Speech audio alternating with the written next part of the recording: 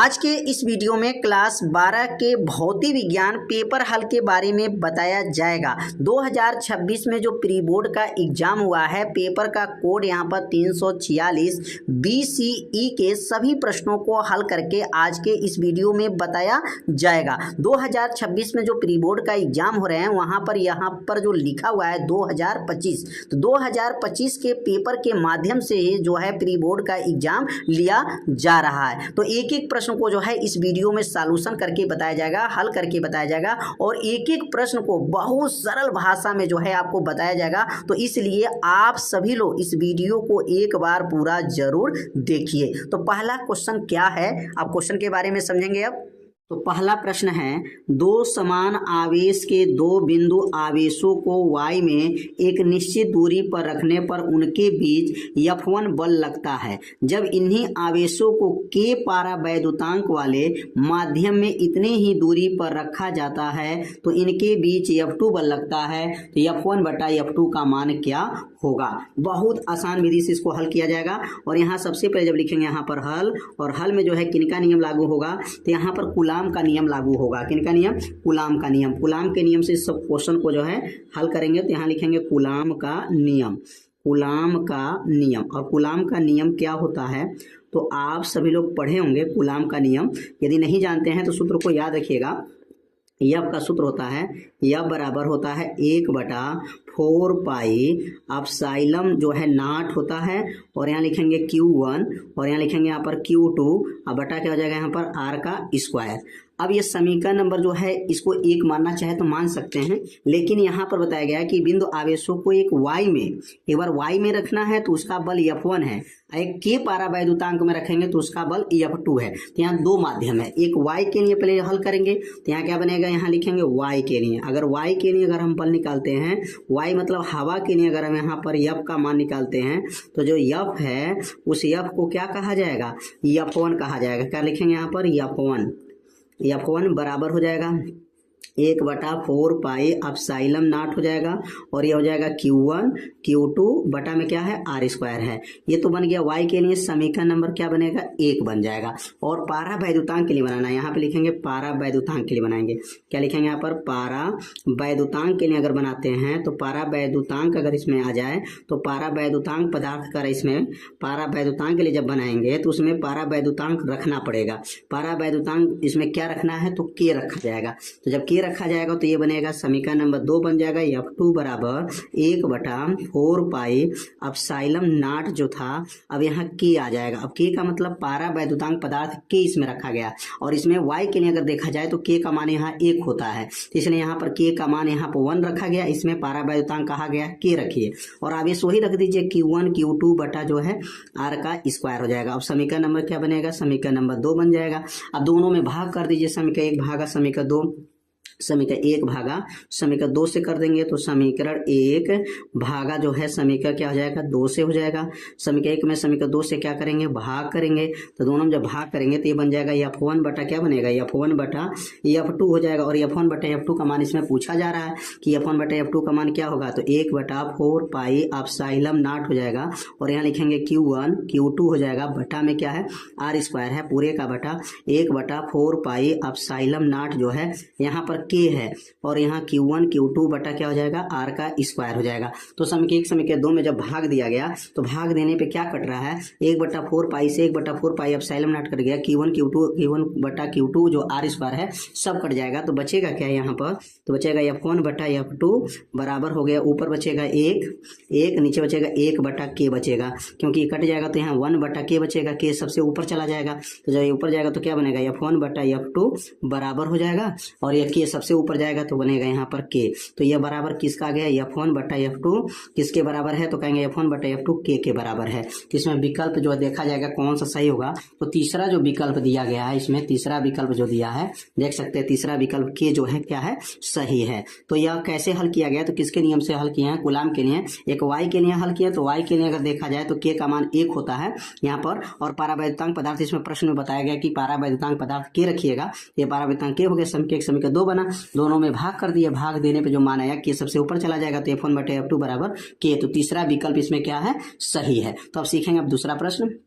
तो दूसरा जो प्रश्न दिया गया है, एक तार को खींचकर प्रारंभिक त्रिज्या का आधा कर दिया जाता है तो इसकी प्रतिरोधकता, ध्यान दीजिएगा यहाँ पर प्रतिरोध नहीं पूछा गया है, यहाँ पर विशिष्ट प्रतिरोध पूछा जा रहा है, तो मतलब रो का मान पूछा जा रहा है। तो प्रतिरोधकता का मान प्रारंभिक का कितना गुना हो जाएगा। यदि त्रिज्या का आधा कर दिया जाए, त्रिज्या 2 गुना हो जाए, 5 गुना हो जाए, या जो है यहाँ लंबाई 2 गुना हो जाए, 4 गुना हो जाए, तो यहाँ पर जब भी ये मान दिया रहेगा और प्रतिरोधकता का मान जब पूछा जाता है ना, तो प्रतिरोधकता जो है इस पर निर्भर नहीं रहता है। इसलिए इसमें जो चौथा ऑप्शन जो है अपवर्तित रहेगा। क्या रहेगा? अपवर्तित। इसमें चौथा वाला ऑप्शन क्या हो जाएगा? सही हो जाएगा, ठीक है। क्योंकि प्रतिरोधकता इसमें त्रिज्या से कोई मतलब नहीं है। अगर त्रिज्या बढ़ रहा है, घट रहा है, तो यह जो है अगर प्रतिरोध रहेगा तब तो इसका मान अपरिवर्तित नहीं होगा, लेकिन प्रतिरोधकता है तो इसका मान अपरिवर्तित रहेगा। इसमें चौथा ऑप्शन क्या हो जाएगा? सही हो जाएगा। अब अगला जो क्वेश्चन दिया गया है, इसमें दिया गया है कि यदि वोल्ट मीटर तथा मिली वोल्ट मीटर का प्रतिरोध क्रमशः X1 तथा X2 है। यहाँ देखिए वोल्ट मीटर है और यहाँ पर मिली वोल्ट, तो यहाँ पे जो वोल्ट मीटर दिया गया, देखिए यहाँ वोल्ट मीटर है और ये मिली वोल्ट मीटर, तो ये मिली जब आ गया तो 10 की पावर -3 घात होता है, तो ये तो छोटा हो जाएगा, और ये वोल्ट मीटर है तो ये बड़ा रहेगा। तो यहाँ मिली जब भी आता है ना, जब भी किसी में मिली रहेगा और जो है यहाँ वोल्ट मीटर देखिए देखा, इसमें मीटर है, मिलीमीटर है, तो ये बड़ा रहेगा और ये मान छोटा रहेगा। का प्रतिरोध क्रमशः क्या क्या मान रहा है? X1 तथा X2 है। जब X1 X2 इसको प्रतिरोध माना गया तो इसमें कौन बड़ा होगा कौन छोटा होगा, इसमें बारे में बताया गया। यहाँ बराबर बताया गया, यहाँ जो बड़ा छोटा बताया गया। लेकिन आप यहाँ पर जब प्रश्न को पढ़ेंगे तो पता चल रहा है कि ये वोल्ट मीटर है और ये मिली वोल्ट मीटर है, तो ये मिली जो है ये छोटा रहेगा। तो मिली को मतलब यहाँ पर वोल्ट मीटर जो दूसरा प्रतिरोध है तो उसको X2 माना जाएगा, ये छोटा हो गया, और ये X1 जो है क्या हो जाएगा? बड़ा हो जाएगा। तो ये पहला विकल्प जो है इसमें क्या हो जाएगा? सही होगा। क्यों बड़ा विकल्प सही हो रहा है? क्योंकि ये मिली वोल्ट मीटर और ये वोल्ट मीटर है, तो ये छोटा है ये बड़ा है, इसलिए X1 बड़ा किससे है? X2 से है। रदरफोर्ड का जो परमाणु मॉडल बताया गया था, जो परमाणु के अंदर इलेक्ट्रॉन चक्कर लगाते हैं, तो किस में चक्कर लगाते हैं? वृत्ताकार कक्षक में चक्कर लगाते हैं कि परवलयाकार में? तो याद रखिएगा वृत्ताकार पथ में जो है नाभिक के चारों ओर इलेक्ट्रॉन जो होते हैं वृत्ताकार पथ में जो है चक्कर लगाते हैं। इसमें ए वाला ऑप्शन क्या हो जाएगा? सही हो जाएगा। इसमें ए वाला ऑप्शन सही हो जाएगा। और उसके ऊपर वाला भी पहला जो क्वेश्चन था इसमें, इसके पहले वाला में भी, इसमें भी पहला ही ऑप्शन इसमें क्या हो जाएगा? सही हो जाएगा। अब अगला प्रश्न समझेंगे। अगला प्रश्न दिया गया यहाँ पर, अब यहाँ पे दिया गया है कर्णी में 2 है। देखिए ये क्वेश्चन थोड़ा सा जो है कई सालों से पेपर में आ रहा है, ऐसे प्रश्न थे ना, तो ऐसे प्रश्न को जो है आप अच्छे से तैयार कर लीजिएगा। कर्णी में 2 अपवर्तनांक वाले प्रिज्म का कोण उसके न्यूनतम विचलन कोण के क्या है? बराबर है। न्यूनतम विचलन कोण का मान क्या होगा? यहाँ न्यूनतम विचलन कोण का मान निकालने को बताया गया है। न्यूनतम विचलन कोण निकालिए या प्रिज्म का कोण निकालिए, बात बराबर है, क्योंकि दोनों का कोण आपस में क्या है? बराबर है। तो यहाँ पर सबसे पहले क्या लिखेंगे? हल लिखेंगे, और हल में प्रश्न में देखेंगे क्या प्रश्न में दिया गया है। तो यहाँ पर प्रश्न में बताया गया है कि अपवर्तनांक दिया गया है, तो अपवर्तनांक किसे दिखाते हैं? तो n से, और n बराबर क्या दिया गया? कर्णी में 2 दिया गया। और यहाँ पर प्रिज्म का कोण a किसके बराबर है? तो डेल m के बराबर है। तो a और डेल m दोनों मान आपस में क्या है? बराबर हैं। a का नाम क्या है? प्रिज्म का कोण का है, और इसका नाम है न्यूनतम विचलन कोण है। दोनों मान आपस में क्या है? बराबर हैं। अब सूत्र हो जाएगा यहाँ पर कि अपवर्तनांक का क्या सूत्र होता है? तो अपवर्तनांक का सूत्र होता है n बराबर होता है साइन, हो जाएगा साइन a प्लस जो है डेल m बटा क्या हो जाएगा? बटा 2 हो जाएगा, पूरे का बटा, और यहाँ लिखेंगे साइन a बटा 2 हो जाएगा, ठीक है। ये किसका सूत्र है? प्रिज्म का अपवर्तनांक का ये सूत्र है। अब यह n का मान क्या है? तो कहेंगे n का मान, तो प्रश्न में कर्णी 2 दिया है तो कर्णी 2 लिख दीजिए। साइन उतर जाएगा साइन, और a यहाँ उतर जाएगा a प्लस, और डेल m किसके बराबर है? a के बराबर है, तो a लिख दीजिए। बटा में क्या हो जाएगा? 2 हो जाएगा, और पूरे का बटा क्या है? पूरे का बटा हो जाएगा यहाँ पर साइन a बटा 2 हो जाएगा, ठीक है ना। नीचे कोई परिवर्तन नहीं है, बस a के जगह पर याद रखेंगे a रहेगा, डेल m बदल गया, डेल m a के बराबर है तो यहाँ a लिख देंगे।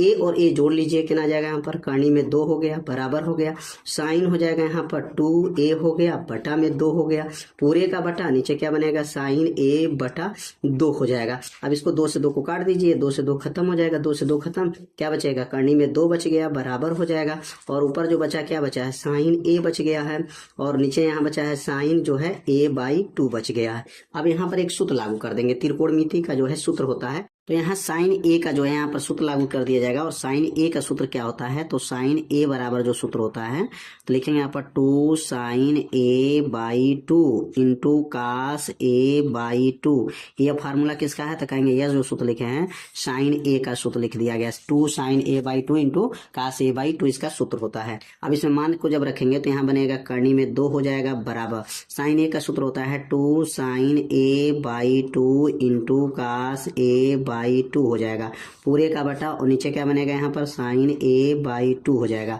अब ये sin A/2 से sin A/2 खत्म हो जाएगा, क्या बचेगा यहाँ पर कर्णी में 2 बच गया, बराबर हो जाएगा 2 बचेगा, काश हो जाएगा, काश A/2 हो जाएगा, 2 नीचे जाएगा, कर्णी में 2/2 हो जाएगा, बराबर ये बनेगा यहाँ पर काश A/2 हो जाएगा। अब यहाँ 2 बार जो है इसको कर्णी में लिख सकते हैं, कर्णी 2 बटा यहाँ कर्णी 2 हो जाएगा, 2 बार लिख दीजिए, बराबर क्या बनेगा यहाँ पर काश A/2। इसको 2 को जो ना 2 बार कर्णी में लिखा जा सकता है। अब कर्णी 2 से कर्णी 2 खत्म हो गया, 1 बटा कर्णी में 2 हो जाएगा, बराबर, और बनेगा यहाँ पर काश A/2 हो जाएगा। और काश में किसका मान 1 बटा कर्णी में 2 होता है, तो काश 45 का मान होता है, क्या होता है काश 45 का मान, और बराबर क्या हो जाएगा यहाँ पर काश A/2। और 45 किसके बराबर हो जाएगा, तो कहेंगे 45 बराबर जो हो जाएगा A/2 के बराबर होगा। तुलना करेंगे तो काश से काश हट जाता है, तो A/2 हो जाएगा 45 दूना क्या हो जाएगा 90 हो जाएगा। तो यहाँ 90 अंश का जो है कोण बनेगा।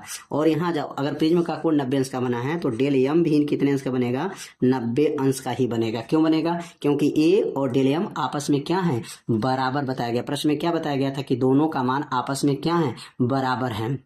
तो यहाँ पे देख सकते हैं दोनों का मान आपस में क्या बताया गया, बराबर है प्रिज्म का कोण न्यूनतम विचलन को। इसलिए इसमें चौथा वाला ऑप्शन क्या हो जाएगा, इसमें चौथा वाला ऑप्शन इसमें क्या है, सही है, 90 अंश जो है इसमें सही हो जाएगा। तो समझ में आ गया होगा इसको कैसे हल किया गया है, बहुत आसान विधि से इसको बताया गया है। तो अब सीखेंगे अगला प्रश्न क्या है। अब अगला प्रश्न के बारे में समझेंगे। तो अगला जो प्रश्न दिया गया है कि एन टाइप बाह्य अर्धचालक की प्रकृति कैसी होती है। ऋण आवेशित जो है, ऋणावेशित आवेशित जो है, और धनात्मक जो है आवेशित, वैद्युत उदासीन, और इनमें से कोई नहीं। तो याद रखेंगे एन टाइप के जो बाह्य अर्धचालक की जो प्रकृति होती है वह वैद्युत का जो है क्या होती है, उदासीन होती है। इसमें तीसरा वाला ऑप्शन क्या हो जाएगा, इसमें सही हो जाएगा, विद्युत उदासीन होता है। अगला जो प्रश्न दिया गया है कि I तथा 4I तीव्रता के 2 तरंगे के अधिकतम परिणामी तीव्रता का मान ज्ञात कीजिए जब तरंग कला असंबंध हो। तो यहाँ कला असंबंध हो तो इनको परिणामी तीव्रता निकालना है। तो पहली जो तीव्रता दिया गया है उसको I से दिखाएंगे, और दूसरी तीव्रता जो दिया गया है उसको I1 से दिखाएंगे। तो I1 बराबर I हो गया, और I2 बराबर हो गया 4I हो गया। परिणामी तीव्रता का सूत्र क्या होता है, तो I1 प्लस I2 होता है। I1 और I2 को दोनों को जोड़ लेंगे तो परिणामी तीव्रता का मान निकल जाएगा। तो I1 I हो जाएगा, और I2 जो है 4I है। तो 4I और 1I मिलकर के कितना बनेगा, 5I आ जाएगा। यही इसका क्या बनेगा, परिणामी तीव्रता हो जाएगा, 5I बन जाएगा। तो उम्मीद करते हैं आप लोग ये समझ गए होंगे। सूत्र याद रखेंगे कि परिणामी तीव्रता का सूत्र होता है I1 plus I2, I plus 4I मिलेगा, बनकर के क्या हो जाएगा, 5I हो जाएगा।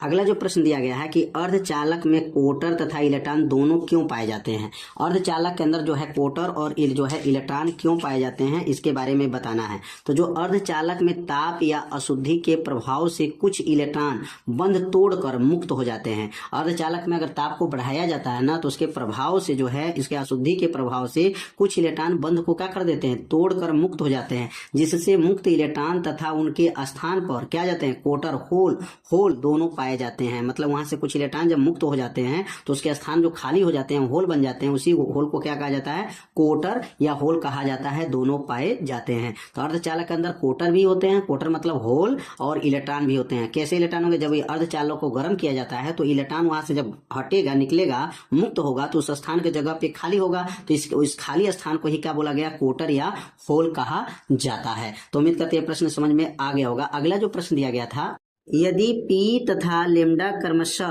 कण तथा तरंग के गुण को प्रदर्शित करते हों तो कण के तरंग प्रदर्शित करने वाले व्यंजक का नाम तथा रूप लिखिए। मतलब ये संवेग और लेम्डा के बीच में क्या संबंध होता है, उसका व्यंजक का जो है नाम बताना है, उसका रूप लिखना है। तो यहाँ पे इसका उत्तर हो जाएगा दी ब्रोगली का तरंगदैर्ध्य। दी ब्रोगली साहब ने संवेग और तरंगदैर्ध्य के बीच में एक संबंध स्थापित किए थे, और वो संबंध होता है लेम्डा बराबर होता है H/P। और H का क्या नाम होता है, तो H का नाम प्लांक नियतांक होता है, और P का नाम जो होता है संवेग होता है। तो यह सूत्र किन वैज्ञानिक ने बनाए थे, दी ब्रोगली साहब ने यह तरंगदैर्ध्य के सूत्र बनाए थे। और इन्हीं के बारे में प्रश्न पूछा गया कि तरंग प्रदर्शित करने वाले व्यंजक का नाम, तो व्यंजक का नाम क्या होगा, दी ब्रोगली का तरंगदैर्ध्य हो जाएगा, और उनका रूप क्या है, तो लेम्डा बराबर H/P हो जाएगा। अब अगला जो प्रश्न आया हुआ था, देखेंगे अगला प्रश्न क्या है, रेडियो तरंगे तथा सूक्ष्म तरंगों में किसकी आवृत्ति तरंगदैर्ध्य अधिक होती है। मतलब मतलब किस तरंगों में जो है सूक्ष्म तरंगे, रेडियो तरंगे हैं और सूक्ष्म तरंगे हैं, दोनों तरंगों में आवृत्ति तरंग दैर्ध्य के बारे में आपको बताना है। तो यहाँ इसका उत्तर क्या बनेगा, तो लिखेंगे यहाँ पर रेडियो तरंगे की जो तरंग दैर्ध्य होती है वह अधिक होता है। तरंग दैर्ध्य क्या होता है, अधिक होता है। किस तरंग का, रेडियो तरंग की तरंग दैर्ध्य अधिक होता है तथा आवृत्ति क्या होती है, कम होती है। जबकि सूक्ष्म तरंगे की आवृत्ति क्या होती है, आवृत्ति जो है सूक्ष्म तरंगे की जो है, यहाँ लिखेंगे सूक्ष्म तरंगे की जो आवृत्ति यहाँ पर जो है, यहाँ आवृत्ति नहीं रहेगा, ठीक ना, थोड़ा सा यहाँ आवृत्ति नहीं रहेगा, यहाँ लिखेंगे, यहाँ पर आवृत्ति दो जगह लिखा गया है, ठीक ना। तो क्या लिखेंगे, जबकि सूक्ष्म तरंगे की तरंग दैर्ध्य जो होता है वह कम होता है और आवृत्ति क्या होता है, वह अधिक होता है, ठीक ना। रेडियो तरंगे की तरंग दैर्ध्य क्या है, अधिक होते हैं, उनकी आवृत्ति कम होता है। जबकि सूक्ष्म तरंगे की तरंग दैर्ध्य क्या होती है, कम होता है, तरंग दैर्ध्य कम होता है, लेकिन आवृत्ति क्या होती है, अधिक होती है। तो यह प्रश्न का उत्तर आप लोग अच्छे से समझ गए होंगे। अगला जो प्रश्न है, अगला प्रश्न दिया गया है यहाँ पर, एक समान चुंबकीय क्षेत्र में स्थित चुंबकीय द्विध्रुव पर लगने वाला बल आघूर्ण टाउ का व्यंजक है। तो टाउ का यहाँ व्यंजक बताना है और टाउ का सूत्र होता है, बल युग्म आघूर्ण का सूत्र होता है टाउ बराबर होता है M B sine theta. Tau बराबर होता है यम बी साइन थीटा होता है। और इसका इसमें केवल व्यंजक के बारे में बताना है, इसका निगमन नहीं करना। ये तो 1-2 नंबर की क्वेश्चन है तो इसमें निगमन नहीं किया जाता है। इसमें जो है केवल सूत्र के बारे में पूछा गया है कि एक समान चुंबकीय क्षेत्र में चुंबकीय द्विध्रुव पर लगने वाला जो बल आघूर्ण का सूत्र होता है टाउ बराबर, वो सूत्र क्या है, तो यम बी क्या होता है, साइन थीटा हो जाता है। अब अगला प्रश्न समझेंगे। अगला जो प्रश्न दिया गया है वह दिया गया लेंज का नियम क्या है। और ये तो प्रश्न कई सालों से परीक्षा में आ रहा है कि लेंज का नियम क्या है तथा यह किस भौतिक राशि के संरक्षण पर जो है आधारित होता है। तो जो लेंज का नियम क्या होते हैं, तो लिखेंगे किसी परिपथ में प्रेरित वैद्युत वाहक बल अथवा प्रेरित धारा की दिशा सदैव ऐसी होती है कि वह उस कारण का क्या करती हैं, विरोध करती हैं, जिससे वह स्वयं क्या होती हैं, उत्पन्न होती हैं। उन्हीं नियम को क्या कहा गया है, लेंज का नियम कहा गया है। तो क्या कहा जाएगा, किसी परिपथ में जो प्रेरित वैद्युत वाहक बल होते हैं या प्रेरित धारा की जो दिशा होती है सदैव ऐसा होता है कि उस कारण का जो है विरोध करती है, जिससे वह स्वयं उत्पन्न होती हैं, उसी को लेंज का नियम कहा जाता है। और ये किस भौतिक राशि के संरक्षक पर आधारित होता है, तो यह ऊर्जा संरक्षक के नियम पर आधारित होता है। किसके नियम पर, ये ऊर्जा संरक्षण के नियम पर यह आधारित होता है। कहेंगे लेंज का नियम किस पर नियम पर आधारित है, कहेंगे ऊर्जा संरक्षक के नियम पर आधारित होता है। अब अगला जो प्रश्न दिया गया है ना, अगला प्रश्न में जो है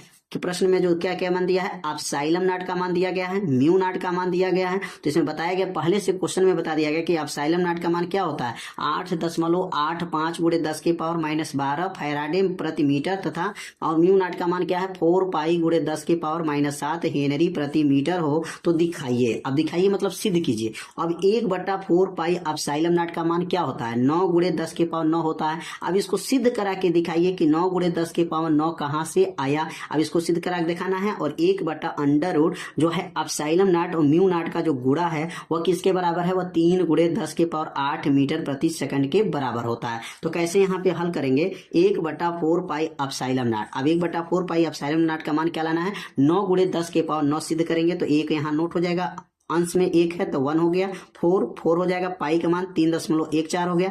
और एप्सिलॉन नॉट का मान होता है 8.85 × 10⁻12। ये -12 ऊपर चला जाएगा तो 10 के पावर जो है 12 ऊपर चला गया। तो जब ऊपर जाएगा तो ये प्लस घात हो जाएगा और नीचे तीनों का जो गुणा करेंगे यहाँ पर तो 111.56 आ जाएगा।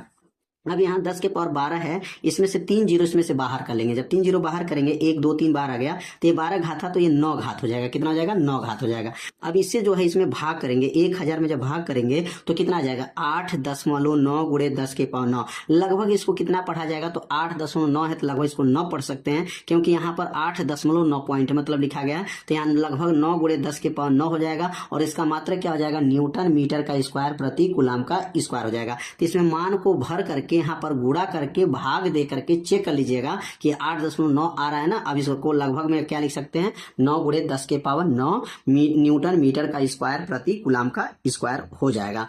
अब इस मान को जो है इस मान को जब हल करेंगे 1/एप्सिलॉन नॉट म्यू नॉट। अब इस मान को जो है ना जब हल करेंगे तो इतना का जो पहले किनारे हल कर लेंगे, अंडर रूट का नहीं, पहले इसको किनारे से हल करके पता करेंगे इसका मान क्या है। अब इसका मान जब पता हो जाएगा तब अंडर रूट का मान में निकालेंगे। यहाँ पर वर्गमूल पहले नहीं निकाला जाएगा, पहले इसका मान, दोनों का मान निकाल करके गुणा करेंगे कि इसका मान क्या आ रहा है। तो यहाँ पे जब लिखेंगे ना तो यहाँ पे लिखेंगे 1/म्यू नॉट जो है और एप्सिलॉन नॉट। म्यू नॉट का मान प्रश्न में क्या दिया गया, 4 पाई × 10⁻7 है और एप्सिलॉन नॉट का मान 8.85 × गुणे 10 के पावर -12 है। अब यहाँ 4 उतर जाएगा, पाई का मान क्या है 3.14 हो जाएगा, पाई का मान 3.14 हो गया। और अब साइलम नॉट का मान 8.85 गुणे 10 के पावर -19 कहाँ से आ गया, -7 -12 मिलकर के -19 हो जाएगा, ठीक है। -7 -12 मिलकर -19। अब ये 19 घात 1 के पास जाएगा तो ये -19 से जब ऊपर जाएगा ना तो प्लस हो जाएगा, 1 गुणे 10 के पावर 19 हो जाएगा। और नीचे तीनों का जब गुणा करेंगे तो 111.56 आ जाएगा। अब इसका जब गुणा जब करने पर कितना आएगा, 111.56 आ गया। अब इसको जो है वो जो है इसमें क्या करेंगे, अब यहाँ से जो 19 घात है इसमें से 3 जीरो इसमें से ले लिया जाएगा। जब 3 जीरो इसमें से ले लिया जाएगा तो कितना आ जाएगा, लगभग में बताया गया 9 गुणे 10 के पावर क्या आ जाएगा, 10 के पावर 16 घात हो जाएगा। 9 गुणे 10 के पावर 16 भाग देने पर लगभग जो पॉइंट आएगा 8 दशमलव कुछ पॉइंट आएगा, लेकिन इसको लगभग 9 पढ़ेंगे, 9 गुणे 10 के पावर 16 हो जाएगा। तो इसका तो मान निकल गया पूरा। अब इसको वर्गमूल में निकालना है, क्योंकि वर्गमूल में पूछा जा रहा है, वो भी यहाँ 1 जो है √μ0 एप्सिलॉन नॉट। तो 9 गुणे, क्योंकि इसका मान को भी वर्गमूल में कर लेंगे, 9 गुणे 10 के पावर जो है 9 गुणे 10 के पावर 16, और 9 का वर्गमूल क्या होता है 3 होता है, और 16 घात है जब बाहर निकलेगा तो 8 घात हो जाता है। जितना घात रहता है उसका आधा घाट आधा, 16 है तो 8 हो जाएगा। तो 3 गुणे 10 के पावर 8 मीटर प्रति सेकंड। और यही क्या करना था, सिद्ध करना था। तो यह इतना बराबर कैसे आया, जो है एक एक लाइन जो है आपको बताया गया। तो अब अगला प्रश्न है, परमाणु द्रव्यमान इकाई AMU को परिभाषित कीजिए तथा सिद्ध कीजिए AMU बराबर 931 मिलियन इलेक्ट्रॉन वोल्ट। तो अब यहाँ परमाणु द्रव्यमान इकाई AMU का परिभाषा बताना है। तो कितना आसान है, कार्बन का 6 परमाणु क्रमांक होता है, परमाणु भार 12 होता है, के द्रव्यमान के बारहवीं भाग को परमाणु द्रव्यमान मात्रक, उसको AMU कहते हैं। एटम मास जो है यूनिट बोला जाता है, उसको परमाणु द्रव्यमान इकाई बोला जाता है। तो कार्बन परमाणु यहाँ पे लिखेंगे के द्रव्यमान की बारहवीं भाग को परमाणु द्रव्यमान मात्रक कहते हैं। कितना आसान है, 2 बार पढ़ेंगे ना तो परिभाषा आपको क्या होगा, याद हो जाएगा। और एक AMU कितने के बराबर है, 931 मिलियन इलेक्ट्रॉन वोल्ट होता है। अब यहाँ पर जो है ना एक AMU बराबर 931 मिलियन इलेक्ट्रॉन वोल्ट जो है सिद्ध करना है। तो कैसे सिद्ध करेंगे, अब यहाँ पे एक एक लाइन को समझेंगे। अब यहाँ पर जो है ना लिखेंगे एक AMU की ऊर्जा। अब एक AMU की ऊर्जा निकालेंगे तो आइंस्टीन का जो है द्रव्यमान ऊर्जा जो समीकरण होता है उसी सूत्र से निकाला जाएगा, डेल E बराबर del M into C²। Del M का मान कितना होता है, तो 1.66 गुणे 10 के पावर -27, ये द्रव्यमान का मान हो गया। और प्रकाश का चाल क्या है, 3 गुणे 10 के पावर 8 का वर्ग हो जाएगा। 1.66 गुणे 10 के पावर -27 को नोट कर लेंगे, 3 का वर्ग 9 हो जाएगा, 8 दूनी 16 घात हो गया। अब 1.66 का गुणा 9 में करेंगे तो 14.94 हो जाएगा। अब गुणे 10 के पावर -11 कहां से आ गया, क्योंकि 16 में से जब 27 घटाएंगे तो -11 आ जाएगा। और किस में आएगा यह मान, तो ये जूल में आएगा। लेकिन यहाँ जूल में नहीं निकालना है, मिलियन इलेक्ट्रॉन वोल्ट में निकालना है। अब क्या करेंगे, जूल को जो है 1.6 गुणे 10 के पावर -19 से जब भाग करेंगे तो जूल में जो है इलेक्ट्रॉन वोल्ट में बदल जाएगा। किसे भाग करेंगे, 1.6 गुणे 10 के पावर -19 से भाग कर दिया गया। अब ये 19 घात ऊपर चला जाएगा तो -11 + 19 हो जाएगा। अब 14.94 हो गया, बट्टा में 1.6 हो जाएगा। 19 में से 11 घटा देंगे तो 19 में से जब 11 घटेगा तो बनेगा 8 हो जाएगा।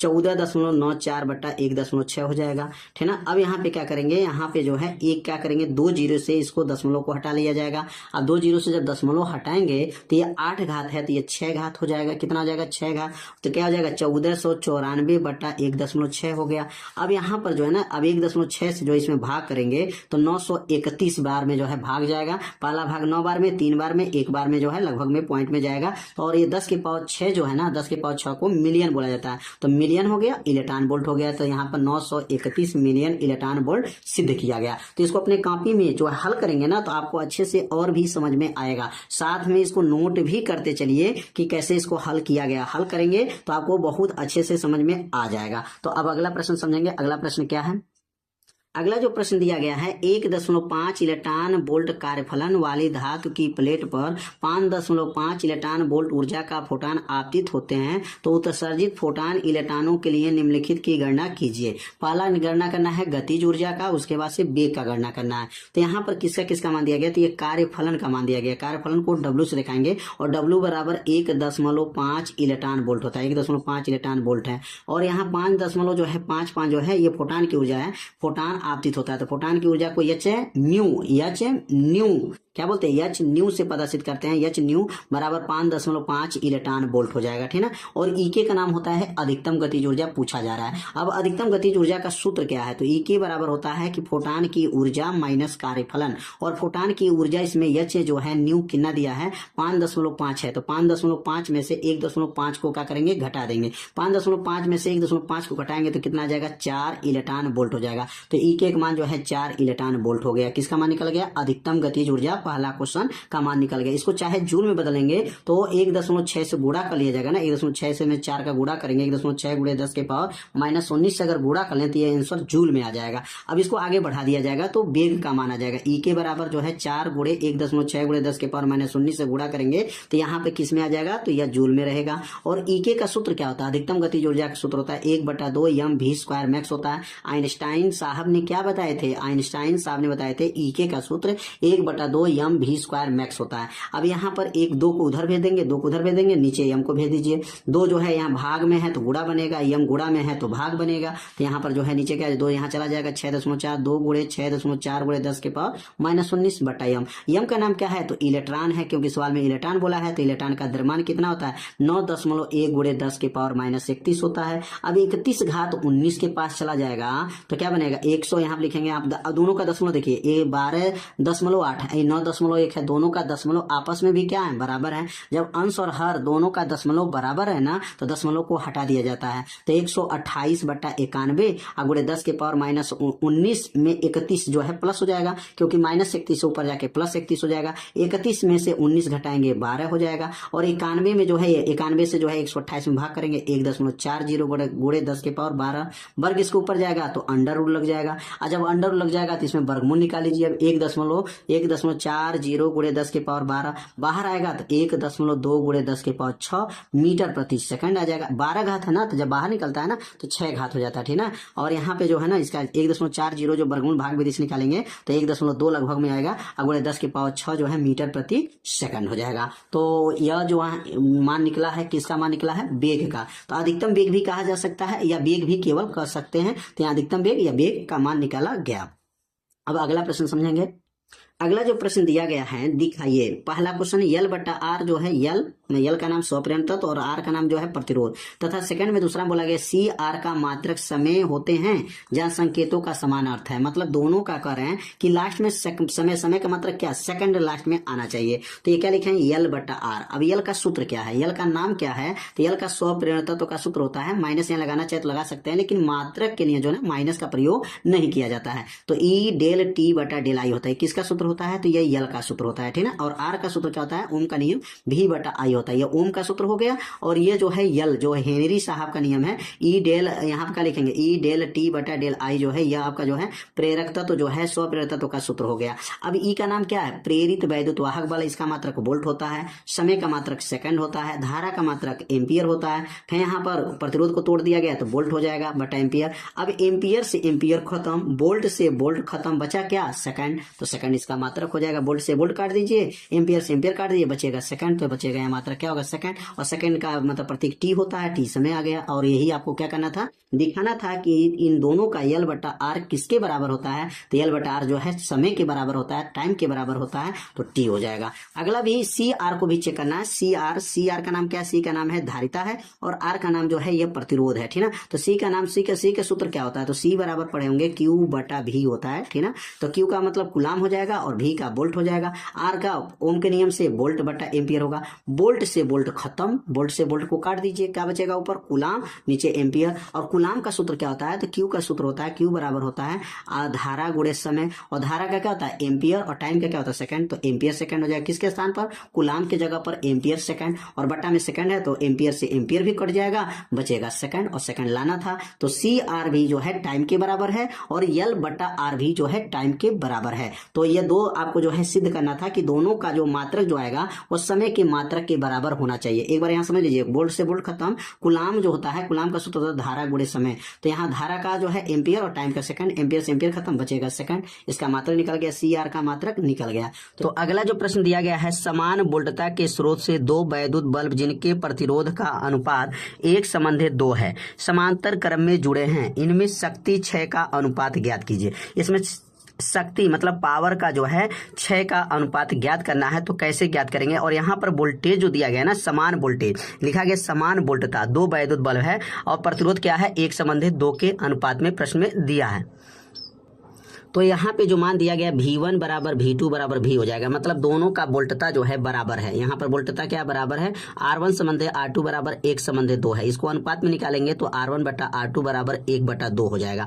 P का सामर्थ्य का सूत्र होता है P बराबर V स्क्वायर बटा R होता है। P का सूत्र क्या है, V स्क्वायर बटा R। ये P1 बराबर हो जाएगा V1 का वर्ग बटा R1 हो जाएगा अगर पहले बल्ब के लिए निकालते हैं, और ये दूसरे बल्ब के लिए जो है सामर्थ्य निकालते हैं। तो यहाँ P1 बराबर V1, यहाँ V1 के जगह पर V रखेंगे और V2 के जगह पर भी रखा जाएगा। क्यों, क्योंकि दोनों क्या है, समान है। तो P1 बराबर V1 का वर्ग बटा R1, P2 बराबर V2 का वर्ग बटा R2। दोनों को भाग कर लीजिए, समीकरण 1 भागा समीकरण 2 से कर लेंगे। दोनों को जब भाग करेंगे तो P1 बटा P2 हो जाएगा, V1 का स्क्वायर बटा R1, V2 का स्क्वायर बटा R2। जो नीचे सबसे ऊपर चला जाएगा बीच में आ जाएगा, तो V1 का वर्ग गुणे R2, V2 का वर्ग गुणे R1। जो यहाँ से जो ऊपर भेजने के बाद से V1 के जगह पर भी रखेंगे और V2 के जगह पर भी रखेंगे। क्यों, क्योंकि दोनों का विभव क्या है, बराबर है। और R2 बटा R1, अब R2 बटा R1 का मान कितना आया है, तो ऊपर देख सकते हैं यहाँ पर R1 बटा R2 निकाले हैं, उसका उल्टा कर देंगे ना, तो यहाँ पर 2/1 हो जाएगा। तो यहाँ पर क्या बनेगा, 2/1 हो जाएगा, यहाँ पर हो जाएगा, क्योंकि R2 बटा R1 चाहिए तो 2/1 हो गया। ये V स्क्वायर से V स्क्वायर खत्म,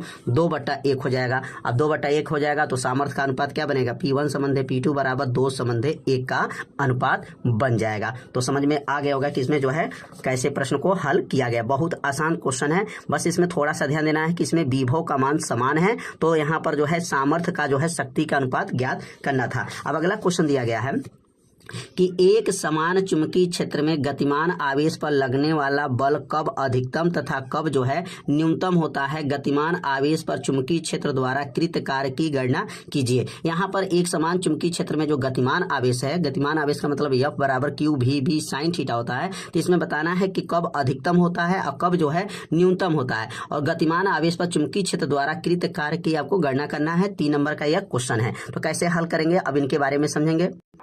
तो यहाँ पे लिखेंगे एक समान चुंबकीय क्षेत्र में आवेश पर लगने वाला बल अधिकतम तब होता है जब वेग तथा चुंबकीय क्षेत्र एक दूसरे के क्या होते हैं, लंबवत। लंबवत का मतलब 90 अंश का अगर कोण बनाते हैं ना, तो यहाँ पर जो है अधिकतम होता है, उस पर लगने वाला जो बल है जो है अधिकतम होगा। तो थीटा बराबर 90 अंश रखेंगे और यह बराबर सूत्र होता है QVB sin थीटा होता है। यह बराबर QVB sin थीटा की जगह पर 90 हो गया, साइन 90 अंश का मान 1 होता है। तो QVB गुणे 1 हो जाएगा, 1 में जब गुणा करेंगे तो यह बराबर QVB हो जाएगा। तो यहाँ पर अधिकतम होने के लिए मतलब एक समान चुंबकीय क्षेत्र में आवेश पे लगने वाला जो बल जो है अधिकतम तब होगा जब उसके वेग और चुंबकीय क्षेत्र एक दूसरे के क्या हो, लंबवत होते हैं। अगला जो दिया गया है, एक समान चुंबकीय क्षेत्र में आवेश पर लगने वाला बल न्यूनतम तब होगा जब वेग तथा चुंबकीय क्षेत्र एक दूसरे के क्या होते हैं, समांतर होते हैं। समांतर का मतलब 180 अंश लिख सकते हैं, या यहाँ पर 0 अंश भी रख देंगे, तभी जो है आपका बल जो है न्यूनतम हो जाएगा। यह बराबर क्या बनेगा, यहाँ पर QVB sin, यहाँ थीटा होता सूत्र होता है QVB sin थीटा। थीटा का मान क्या है, 0 अंश हो गया, साइन 0 अंश का मान 0 होता है। और 0 में जब गुणा कर लेंगे तो पूरा मान बल क्या हो जाएगा, 0 हो जाएगा। तो यह न्यूनतम मान हो गया और यह अधिकतम मान हो जाएगा। क्योंकि यहाँ पर बल की बात कहा गया है तो लारेंज बल होगा। गतिमान आवेश में लगने वाला बल कौन बल होता है, तो लारेंज बल होता है। तो यहाँ बल की गणना करना था, तो यह न्यूनतम हो गया, यह अधिकतम हो गया। अब इसमें कार्य पूछा गया कि इसमें कार्य क्या होगा। तो अगला जो बनेगा, गतिमान आवेश पर कार्य। गतिमान आवेश की गति की दिशा बल के क्या होती है, लंबवत होती है। और थीटा बराबर यहाँ 90 अंश जब रखेंगे तो कार्य का जो है मान निकलेगा। गतिमान आवेश में गति की दिशा जो होता है, बल कैसा होता है, लंबवत होती है। तो थीटा बराबर 90 अंश हो गया। W बराबर F इंटू एस काश थीटा, ये कार्य का सूत्र होता है। F इंटू एस इंटू काश थीटा। थीटा का मान क्या है, 90 अंश है, और काश 90 अंश का मान 0 होता है। और 0 में जब गुणा करेंगे ना तो कार्य क्या हो जाएगा, गतिमान आवेश पर कार्य जो है 0 होता। W बराबर क्या हो जाएगा, यहाँ पर 0 हो जाएगा। तो गतिमान आवेश पर कार्य इसमें पूछा गया था, तो समझ में आ गया होगा। इसमें 3 प्रश्न थे, अधिकतम, न्यूनतम और गतिमान आवेश पर कार्य जो है पूछा गया था। आप लोग अच्छे से समझ गए होंगे। अब सीखेंगे अगला प्रश्न क्या है, अगला प्रश्न के बारे में समझेंगे। अब अगला जो प्रश्न दिया गया है, निम्नलिखित को परिभाषित कर आरेख की सहायता से स्पष्ट कीजिए। चालन बैंड क्या होते हैं, संयोजन बैंड क्या होते हैं, वर्जित ऊर्जा अंतराल क्या होते हैं। तो यहाँ पर जो है चालन बैंड की परिभाषा अगर समझेंगे कि चालन बैंड क्या होते हैं और जो है संयोजन बैंड क्या होते हैं। तो यहाँ पे लिख लेंगे चालन बैंड, वह ऊर्जा बैंड जिसमें चालक इलेक्ट्रॉनों के ऊर्जा स्तर उपस्थित होते हैं। मतलब वह ऊर्जा बैंड जिसमें चालक के जो है इलेक्ट्रॉनों के ऊर्जा स्तर उपस्थित होते हैं उसे चालन बैंड कहते हैं। तो समझ में आ गया चालन बैंड कैसा होता है। तो वह बैंड होता है जिसमें चालक के इलेक्ट्रॉन की ऊर्जा स्तर क्या होते हैं, उपस्थित होते हैं। और संयोजन बैंड क्या होते हैं, वह ऊर्जा बैंड जिसमें संयोजक इलेक्ट्रॉन की ऊर्जा स्तर उपस्थित होते हैं संयोजक बैंड कहलाते हैं। और वर्जित जो है ऊर्जा अंतराल क्या होता है, तो यह होता है वह न्यूनतम ऊर्जा जिसमें इलेक्ट्रॉन जो होता है संयोजन बैंड से चालन बैंड में जाने के लिए आवश्यक होते हैं। तो यह चालन बैंड और संयोजन बैंड के बीच में जो अंतराल होता है, मतलब जो जगह होता है, वही तो ऊर्जा अंतराल होता है। तो यहाँ पर चाहे तो आप चालन बैंड ऊपर बना सकते हैं और नीचे जो है आपका संयोजन बैंड, बीच में क्या बना सकते हैं, वर्जित ऊर्जा अंतराल का जो है आरेख खींच सकते हैं। तो यहाँ पर आरेख खींच करके भी दिखाया जा रहा है कि कैसे आरेख खींच सकते हैं। तो ऐसे जो है यहाँ बना सकते हैं। यह चालन बैंड है, नीचे संयोजी बैंड है, बीच में ऊर्जा अंतराल होता है। यह जो है जो सुचालक के लिए है और यह जो है बना है कुचालक के अर्धचालक के लिए बना है और यह कुचालक के लिए बना है। तो चालन बैंड और संयोजी बैंड होता है, बीच में ऊर्जा क्या होता है, अंतराल होता है। तो ऐसे आप लोग बना जो है वहां पर खा सकते हैं कि ऊपर वाला चालन बैंड और बीच में ऊर्जा अंतराल और नीचे जो बना है इसको संयोजी बैंड कहा जाता है।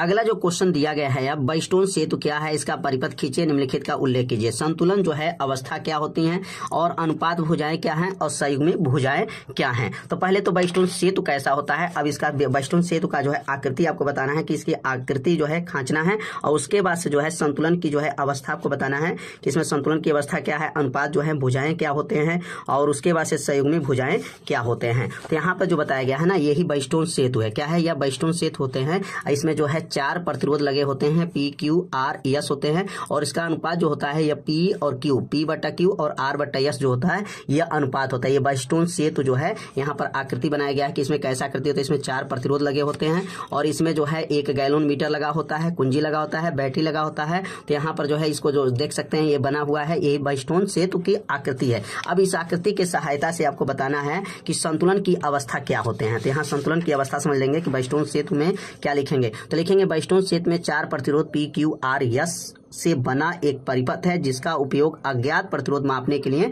होता है। बाइस्टोन सेतु का उपयोग कहाँ करेंगे, तो बाइस्टोन सेतु का में 4 प्रतिरोध पी क्यू आर एस लगा होता है और ये इसका उपयोग जो होता है ना अज्ञात प्रतिरोध मापने में इसका प्रयोग किया जाता है। अब संतुलन की जो अवस्था होती है, तो संतुलन की अवस्था कब होगी, जब प्रतिरोध इस प्रकार समायोजित हो कि गैलन मीटर जो है से कोई धारा शून्य विक्षेप प्रवाहित न हो, तो यह सेतु संतुलित अवस्था कहलाता है। संतुलित अवस्था में क्या लिखेंगे, जब प्रतिरोध इस प्रकार समायोजित हो कि गैलन मीटर से कोई धारा जो है प्रवाहित न हो, तो ऐसे जो है सेतु कौन अवस्था कहलाएगा, संतुलित अवस्था कहलाएगा। अब यहाँ लिखेंगे अनुपात भुजाएं। अनुपात भुजाएं क्या है, पी बटा क्यू और आर बटा एस, ये अनुपात भुजाएं होते हैं कि दोनों भुजाएं आपस में क्या होते हैं, बराबर। कौन कौन प्रतिरोध, पी और क्यू और या आर और यस का अनुपात भुजाएं कहते हैं और संतुलन अवस्था में ये अनुपात क्या होते हैं, बराबर होते हैं, पी बटा क्यू और आर बटा यस। ये बाइस्टोन सेतु का जो है भुजाएं का अनुपात कहा जाता है। लेकिन भुजाएं मतलब ये प्रतिरोध है, 4 प्रतिरोध हैं और चारों प्रतिरोध जो है पी क्यू और आर एस जो है दोनों भुजाएं यहाँ का अनुपात और ये 2 भुजाओं का अनुपात आपस में क्या है, बराबर होते हैं। तो ये अनुपात भुजाएं हो गए। अब अगला जो प्रश्न इसमें पूछा गया है संयुग्मी। तो संयुग्मी भुजाएं क्या हैं, तो लिखेंगे सेतु के संतुलन होने पर, सेतु अगर संतुलन अवस्था में है तो बैटरी और गैलन मीटर की स्थिति बदल दी जाए, बैटरी को और गैलन मीटर की स्थिति अगर बदल भी दी जाए तो संतुलन पर कोई प्रभाव नहीं पड़ता है। याद रखिएगा, अगर इसमें बैटरी गैलन मीटर दोनों का स्थान बदल दिया, बैटरी के जगह पर गैलन मीटर आ जाए, गैलन मीटर के जगह पर बैटरी आ जाए, तो उसके संतुलन पर कोई प्रभाव नहीं पड़ता है। जिन भुजाओं पर बैटरी और गैलन मीटर विपरीत शीर्षों पर जुड़े होते हैं उसी को क्या कहा जाता है, संयुग्मी भुजाएं कहते हैं। तो संयुग्मी भुजाएं समझ में आ गया होगा कि संतुलित अवस्था में अगर गैलन मीटर और जो है बैटरी को बदल दिया जाएगा तो उस पर कोई प्रभाव नहीं पड़ेगा, लेकिन जहां पे जोड़ा जाता है उसके विपरीत शीर्षों पर जुड़े होते हैं उसी को संयुग्मी भुजाएं कहा जाता है। अब अगला जो प्रश्न इसमें दिया गया है, अगला जो प्रश्न क्या है, तो वैद्युत सेल का विद्युत वाहक बल, विभवांतर और आंतरिक प्रतिरोध आर को परिभाषित करके उनके बीच जो है संबंध ज्ञात कीजिए। तो यहाँ पर सेल का वैद्युत वाहक बल पूछा जा रहा है और यहाँ पर जो है विभवांतर और और आंतरिक प्रतिरोध के बारे में यहाँ पर पूछा गया है। तो आंतरिक प्रतिरोध क्या होते हैं, सेल के जो अंदर जो है विभवांतर क्या होते हैं, सेल का विभवांतर, और उसमें बीच में जो है एक संबंध भी स्थापित करना है। तो इसमें बीच में संबंध क्या होते हैं, अब संबंध के बारे में समझेंगे। तो पहला में यहाँ लिखेंगे सेल का विद्युत वाहक बल। तो सेल का विद्युत वाहक बल क्या होते हैं, तो यहाँ लिखेंगे सेल का विद्युत वाहक बल। अब देखिए यहाँ पर सेल का विद्युत वाहक बल क्या है, एकांक धनावेश को सेल सहित पूरे परिपथ में सेल द्वारा दी गई ऊर्जा को सेल का वैद्युत वाहक बल कहते हैं। इसे ई से प्रदर्शित करते हैं। किस आवेश में, एकांकीय धन आवेश को सेल सहित पूरे परिपथ में सेल द्वारा दी गई ऊर्जा को सेल का वैद्युत वाहक बल कहेंगे। इसे ई से प्रदर्शित करते हैं। और ई बराबर सूत्र हो जाएगा W बट्टा Q हो जाएगा, और यहाँ पर Q के जगह पर IT लिख सकते हैं। तो ई बराबर W बट्टा IT हो जाएगा। तो सेल का वैद्युत वाहक बल हो गया। अब इसमें विभवांतर का मतलब टर्मिनल विभवांतर की बात कहा गया है। तो इसमें टर्मिनल विभवांतर समझ लेंगे। किसी परिपथ के दो बिंदुओं के बीच एकांक लिखेंगे, एकांक आवेश को प्रवाहित करने में किए गए कार्य उन बिंदुओं के बीच टर्मिनल विभवांतर कहते हैं। इसे भी से प्रदर्शित करेंगे, और इसका मात्रक क्या होता है, वोल्ट होता है। ये तो टर्मिनल विभवांतर हो गया। तो यहाँ टर्मिनल विभवांतर की परिभाषा हो गया। इसके पहले जो है सेल का वैद्युत वाहक बल हो गया। तो ये दोनों परिभाषा को जो है आप लोग नोट कर लीजिए। इसे 2 बार पढ़ लेंगे ना, तो परिभाषा आपको क्या होगा, याद हो जाएगा। अब इसमें बताना है कि आंतरिक प्रतिरोध क्या होते हैं। इसमें क्या बताना है, आंतरिक प्रतिरोध से आप क्या समझते हैं। तो यहाँ पर लिख लेंगे, देखिए आंतरिक प्रतिरोध की परिभाषा क्या है, किसी सेल के अंदर वैद्युत धारा के मार्ग में आने वाली रुकावट को आंतरिक प्रतिरोध कहते हैं। इसे R से जो है प्रदर्शित करते हैं, और इसका मात्रक जो होता है ना, ओम होता है। इसका मात्रक क्या होता है, ओम होता है। तो याद रखेंगे आंतरिक प्रतिरोध क्या है, माने किसी सेल के अंदर जो वैद्युत धारा के मार्ग में आने वाली रुकावट को ही आंतरिक प्रतिरोध कहते हैं। इसे R से प्रदर्शित करते हैं, और इसका मात्रक क्या होता है, ओम होता है। अब इसमें जो है प्रश्न जो पूछा गया है कि यहाँ पर E V और R के बीच में क्या संबंध होता है। तो यहाँ पर संबंध के बारे में पूछा गया है। तो यहाँ पर संबंध याद रखेंगे क्या होता है, E बराबर होता है V प्लस IR होता है। तो यहाँ पर जो है संबंध के बारे में बताना है। तो E का क्या नाम है, सेल का वैद्युत वाहक बल है। V का नाम टर्मिनल विभवांतर है। I का नाम जो है धारा है, और R का नाम क्या है, तो आंतरिक प्रतिरोध है। तो इसमें 3 प्रश्न दिया गया है। इसमें कौन कौन प्रश्न दिया गया था, सेल का वैद्युत वाहक बल की परिभाषा बताना था, उसके बाद से जो है टर्मिनल विभवांतर बताना था परिभाषा, और आंतरिक प्रतिरोध की परिभाषा बताना था, और E V और R में क्या संबंध होता है। तो E बराबर क्या सूत्र होता है, V प्लस IR होता है। तो यह जो है आप लोग इसका अगर निगमन करना भी चाहे तो निगमन भी यहाँ पे नोट कर सकते हैं, लेकिन यहाँ निगमन की बात नहीं कहा गया। इसमें सूत्र के बारे में बताना है कि सूत्र क्या होता है, E V और R के बीच में क्या सूत्र है। तो ये सूत्र समझ में आ गया होगा। तो अब अगला जो प्रश्न दिया गया है कि तरंग के ध्रुवण की घटना से आप क्या समझते हैं, कारण स्पष्ट कीजिए। ध्रुवण की घटना जो पहला क्या बताना है, अनुदैर्घ्य तरंगों में संभव नहीं होती हैं, परंतु दूसरा क्या है, अनुप्रस्थ तरंगों में संभव होती हैं। तो यहाँ पर जो दिया गया है देख सकते हैं कि यहाँ पर प्रकाश का पहले ध्रुवण की परिभाषा लिखना है। तो वह प्रक्रिया जिसमें प्राकृतिक प्रकाश, क्या लिखेंगे, वह प्रक्रिया जिसमें प्राकृतिक प्रकाश ध्रुवित प्रकाश में परिवर्तित होता है, प्रकाश का ध्रुवण कहते हैं। तो प्रकाश का ध्रुवण की परिभाषा समाप्त हो गया। वह प्रक्रिया जिसमें प्राकृतिक प्रकाश ध्रुवित प्रकाश में क्या होता है, परिवर्तित होता है, प्रकाश का ध्रुवण कहते हैं। और इस प्रकाश का ध्रुवण क्या है, प्राकृतिक अवस्था को ध्रुवित प्रकाश में बदलने के लिए जो है ना टूरमैलिन का प्रयोग किया जाता है, जो ध्रुवित प्रकाश में बदल जाता है। तो यहाँ पर जो है इसका परिभाषा खत्म हो गया। अब इसमें बताना था कि जो अनुदैर्घ्य तरंगें संभव नहीं होती हैं, परंतु तो लिखेंगे अनुदैर्घ्य तरंगों में ध्रुवण संभव नहीं होता है। जो अनुदैर्घ्य तरंग होते हैं ना उसके अंदर ध्रुवण संभव नहीं होता है, क्योंकि अब इसके अंदर क्योंकि होता है, कंपन की कोई निश्चित लंबवत दिशा नहीं होती है, अर्थात तरंग का प्रसार जो होता है ना समांतर होता है। तरंग का प्रसार क्या होता है, समांतर होता है। और दूसरा बताना था अनुप्रस्थ तरंगों में संभव होती हैं। तो यहाँ लिखेंगे अनुप्रस्थ तरंगों में, तो अनुप्रस्थ तरंगों में कणों का दोलन तरंग प्रसार दिशा के लंबवत होता है, जिससे सीमित किया जा सकता है। तो अनुप्रस्थ तरंगों में कणों का जो दोलन होता है वह तरंग प्रसार दिशा लंबवत होता है, जिससे सीमित किया जा सकता है। तो इसमें 2 प्रश्न दिए थे। इसमें दोनों प्रश्न को जो है आप लोग नोट करके इसको 2 बार पढ़ लीजिएगा ना। तो प्रकाश का ध्रुवण की परिभाषा और इसमें जो कारण पूछा गया था, ये कारण आप लोगों को अच्छे से समझ में आ जाएगा। अब अगला जो प्रश्न दिया गया है, 2 समांतर तथा सीधे धारावाही चालकों के बीच लगने वाला बल तथा किस दिशा में निम्नलिखित होता है, आकर्षण बल, प्रतिकर्षण बल। 2 समांतर सीधे धारावाही चालक के अगर बीच में बल की बात किया जाए तो बल का सूत्र क्या होता है, F बराबर μ0/2 पाई I1 I2 बट्टा R इंटू L होता है। 2 समांतर तारों के बीच लगने वाला यह बल हो गया। अब इसमें आकर्षण बल प्रतिकर्षण बल कब होता है, तो पहला याद रखेंगे, तार में समान दिशा में अगर धारा प्रवाहित होती है और यह तो आकर्षण बल होता है। क्या लिखेंगे, तार में समान दिशा में धारा प्रवाहित हो रही है तो आकर्षण बल होता है, और तार में विपरीत दिशा में धारा प्रवाहित होती है तो प्रतिकर्षण बल होता है। तो आकर्षण बल याद रखेंगे, तार में समान दिशा में धारा प्रवाहित है तो आकर्षण बल, और तार में विपरीत दिशा में हो रही है तो उसको प्रतिकर्षण बल होता है। अब अगला लिखेंगे, यहाँ पर प्रश्न दिया गया है। अगला प्रश्न क्या दिया गया है आप देख सकते हैं कि दिष्टकारी युक्ति क्या होती है। दिए गए परिपथ में डायोड डी अनुदिश विभव 0.5 वोल्ट है तथा प्रवाहित धारा 5 मिली एम्पियर है, तो निम्नलिखित का मान ज्ञात कीजिए। यहाँ पर आर का मान और यहाँ पर डी का मान जो है यहाँ पर दिया गया है यहाँ पर, और यहाँ पर वोल्टेज है 1.5। किसका मान निकालना है? पहला प्रतिरोध आर के सिरों के बीच का विभवांतर निकालना है, प्रतिरोध आर का मान ज्ञात करना है। 3 नंबर का क्वेश्चन है लेकिन बहुत ही आसान प्रश्न है। तो दिष्टकारी युक्ति क्या है? तो एक ऐसी इलेक्ट्रॉनिक युक्त होता है जो एसी धारा को डीसी में क्या करता है? परिवर्तित करता है, दिष्टकारी युक्ति कहलाता है। एसी को डीसी में बदलना दिष्टकारी के रूप में कहलाता है। अब यहाँ पर एक डायोड दिया हुआ है और परिपथ बना के दिया है, तो ये प्रतिरोध है, ये डायोड लगा है। कुल वोल्टेज इसके अंदर 1.5 वोल्ट है। कितना है? कुल वोल्टेज 1.5 है, और डायोड पर विभव है 0.5 वोल्ट है। धारा जो दिया गया ना I बराबर 5 मिली एम्पियर है, तो 5 उतर जाएगा। मिली में 10 के पावर -3 घात होता है। मिली में कितना होता है? 10 के पावर -3 घात होता है। पहला जो है प्रतिरोध R के सिरों के बीच का विभवांतर। प्रतिरोध R के सिरों का बीच का विभवांतर कैसे निकलेगा? तो यहाँ कुल प्रतिरोध में से याद रखिएगा, कुल विभवांतर में से डायोड का विभवांतर घटा देंगे ना, तो प्रतिरोध के सिरों के बीच का विभवांतर निकल जाएगा। तो यहाँ पर 1.5 जो निकला है वह कुल वोल्टेज है 1.5 वोल्टेज, और इसमें से डायोड वाला विभव को घटा देंगे तो 1.5 में से जब 0.5 घट जाएगा ना तो 1 वोल्ट आ जाएगा, और 1 वोल्ट जो आया है ना यही प्रतिरोध के सिरों के बीच का क्या है? विभवांतर आ गया। और दूसरा जो प्रश्न पूछा गया था ना, प्रतिरोध बताना था, प्रतिरोध का आर का मान निकालना है। तो ओम के नियम से अगर देखा जाए तो डेल भी बटा आई मतलब विभवांतर बटा धारा होता है। तो ये प्रतिरोध का विभवांतर निकला है 1 वोल्ट, क्योंकि प्रतिरोध के सिरों के बीच का विभवांतर निकालना है, तो ये प्रतिरोध के बीच का विभवांतर हो गया 1 वोल्ट हो गया। और आई का मान 5 × 10 के पावर -3 है, 5 × 10 के पावर -3 एम्पियर है। -3 घात ऊपर जाएगा तो 1 × 10 के पावर 3/5 हो जाएगा,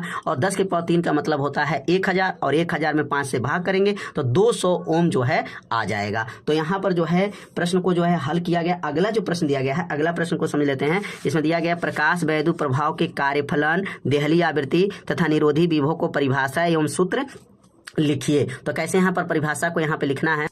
तो इसमें पहला जो इसमें दिया गया निरोधी विभव की परिभाषा पहले समझ लेते हैं। निरोधी विभव इसमें क्या है? तो कहेंगे वह न्यूनतम ऋण विभव जिस पर प्रकाश वैद्युत धारा का मान क्या हो? 0 हो, उसे निरोधी विभव कहते हैं। इसे V0 से प्रदर्शित करते हैं। इसका मात्रक वोल्ट होता है। और निरोधी विभव का सूत्र अधिकतम गतिज ऊर्जा के रूप में क्या होता है? E के बराबर -eV0 होता है। तो यहाँ निरोधी विभव का मतलब वह न्यूनतम ऋण विभव जिसपे प्रकाश वैद्युत धारा का मान करता है 0 हो जाए, उसी को निरोधी विभव कहा जाता है। इसे V0 से प्रदर्शित करते हैं, और इसका मात्रक जो होता है ना वोल्ट होता है। और देहली आवृत्ति क्या है? आपतित प्रकाश की वह न्यूनतम आवृत्ति जिसे किसी दिए गए धातु के सतह से इलेक्ट्रॉन क्या हो जाए? उत्सर्जित हो जाए, उसे आवृत्ति को क्या कहते हैं? देलही आवृत्ति कहते हैं। और देलही आवृत्ति को ना μ0 से प्रदर्शित करते हैं, और इसका मात्रक हर्ट्ज होता है। हर्ट्ज HZ से भी प्रदर्शित करते हैं। तो यहाँ देहली आवृत्ति की परिभाषा हो गया। बस देहली आवृत्ति और देहली तरंगदैर्ध्य में थोड़ा सा अंतर है। बस यहाँ पर आवृत्ति बोले है ना, जहाँ न्यूनतम आवृत्ति बोले हैं वहीं पर तरंगदैर्ध्य कर लेंगे। तो क्या हो जाएगा? आपतित प्रकाश की वह न्यूनतम तरंगदैर्ध्य जिससे किसी दिए गए धातु से इलेक्ट्रॉन उत्सर्जित हो सके, ऐसे तरंगदैर्ध्य को देलही तरंगदैर्ध्य कहते हैं। इसे λ0 से प्रदर्शित करते हैं, और इसका मात्रक जो होता है ना मीटर होता है। क्या होता है? इसका मात्रक मीटर होता है। अगला जो प्रश्न है कार्यफलन, और कार्यफलन का भी उत्तर बस थोड़ा सा ध्यान देंगे। बस यहाँ पर जहाँ तरंगदैर्ध्य बोले है ना वहीं पर ऊर्जा बोल दीजिए। यहाँ एक बार आवृत्ति बोलना है, ध्यान दीजिए, यहाँ पर आवृत्ति बोलना है, यहाँ तरंगदैर्ध्य एक बार बोलना है, और यहीं पर ऊर्जा बोल दीजिए। परिभाषा खत्म हो जाएगा। और वह न्यूनतम प्रकाश ऊर्जा जो किसी धातु के पृष्ठ से इलेक्ट्रॉन को क्या कर दे? उत्सर्जित कर दे हैं, उनके लिए आवश्यक जो ऊर्जा होती है उसी को कार्यफलन कहते हैं। इसे W से प्रदर्शित करते हैं, और इसका मात्रक जो होता है ना जूल होता है। और कार्यफलन का सूत्र याद रखेंगे, W बराबर H जो है μ0 होता है, और μ0 को हटाएंगे मतलब देलही आवृत्ति है। देलही आवृत्ति बराबर क्या होता है? प्रकाश का चाल बट्टा यह देलही तरंगदैर्ध्य हो जाएगा। तो W बराबर HC बटा λ0 जो है इसका कार्यफलन का हो जाएगा। इसमें सूत्र भी बताना था, तो निरोधी विभव का यहाँ सूत्र ध्यान देंगे। E के बराबर सूत्र हो गया, निरोधी विभव हो जाएगा, और यह है कार्यफलन का जो है सूत्र हो जाएगा। तो उम्मीद करते हैं यह प्रश्न जो है आप लोगों को अच्छे से समझ में आ गया। अब अगला जो प्रश्न है, प्रकाश की तंतु फाइबर की कार्यविधि किस सिद्धांत पर आधारित होता है? प्रकाश किरणें कांच AnG बराबर 3/2 है तथा जल AnW बराबर जो है 4/3 माध्यमों के बीच संचारित होती हैं। इनमें सघन तथा विरल माध्यम कौन है? सघन माध्यम में क्रांति कोण का मान ज्ञात कीजिए। तो यहाँ पर 3 प्रश्न इसमें दिया गया है। पहले बताना है प्रकाश की तंतु जो है कार्यविधि किस सिद्धांत पर आधारित होता है और इनमें सघन माध्यम कौन है और विरल माध्यम कौन है, और सघन माध्यम से क्रांति कोण का जो है मान ज्ञात करना है। तो यहाँ पे पहले सबसे पहले लिख लेंगे कि जो प्रकाश की जो तंतु होता है ना, प्रकाश की तंतु की जो कार्यविधि का सिद्धांत जो होता है वह पूर्ण आंतरिक परावर्तन पर आधारित होता है। किस पर आधारित है? पूर्ण आंतरिक परावर्तन पर आधारित है। जिस माध्यम का अपवर्तनांक अधिक होता है वह सघन माध्यम होता है। जिसका जो है अपवर्तनांक अधिक रहेगा उसका क्या है? जिसका अपवर्तनांक अधिक रहेगा तो वह सघन माध्यम है। और यहाँ पर अपवर्तनांक कितना दिया गया है कि AnG बराबर जो दिया गया है AnG बराबर 3/2 है। तो यहाँ लिखेंगे यहाँ पर AnG बराबर क्या दिया है? यहाँ पर 3/2 है। अब 3/2 को अगर इसमें भाग करेंगे तो यहाँ कितना आ जाएगा? 1.5 आ जाएगा। और दूसरा जो दिया गया है यहाँ पर AnW दिया गया है, AnW दिया गया है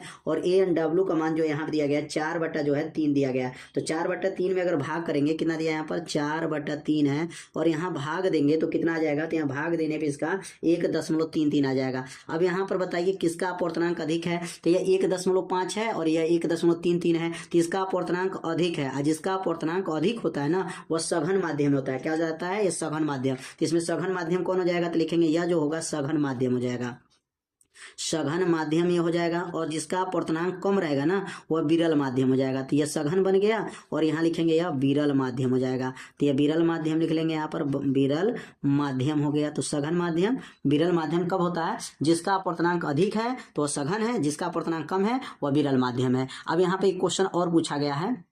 अब इसमें क्रांति कोण का भी मान पूछा गया है। तो क्रांति कोण का सूत्र क्या हो जाएगा? तो यहाँ सूत्र लिख लेंगे यहाँ पर, क्रांति कोण होता है sin C बराबर हो जाएगा। अब यहाँ n जो हो जाएगा ना, n विरल, यहाँ लिखेंगे n विरल हो जाएगा। अब बटा जो हो जाएगा ना यहाँ n सघन हो जाएगा।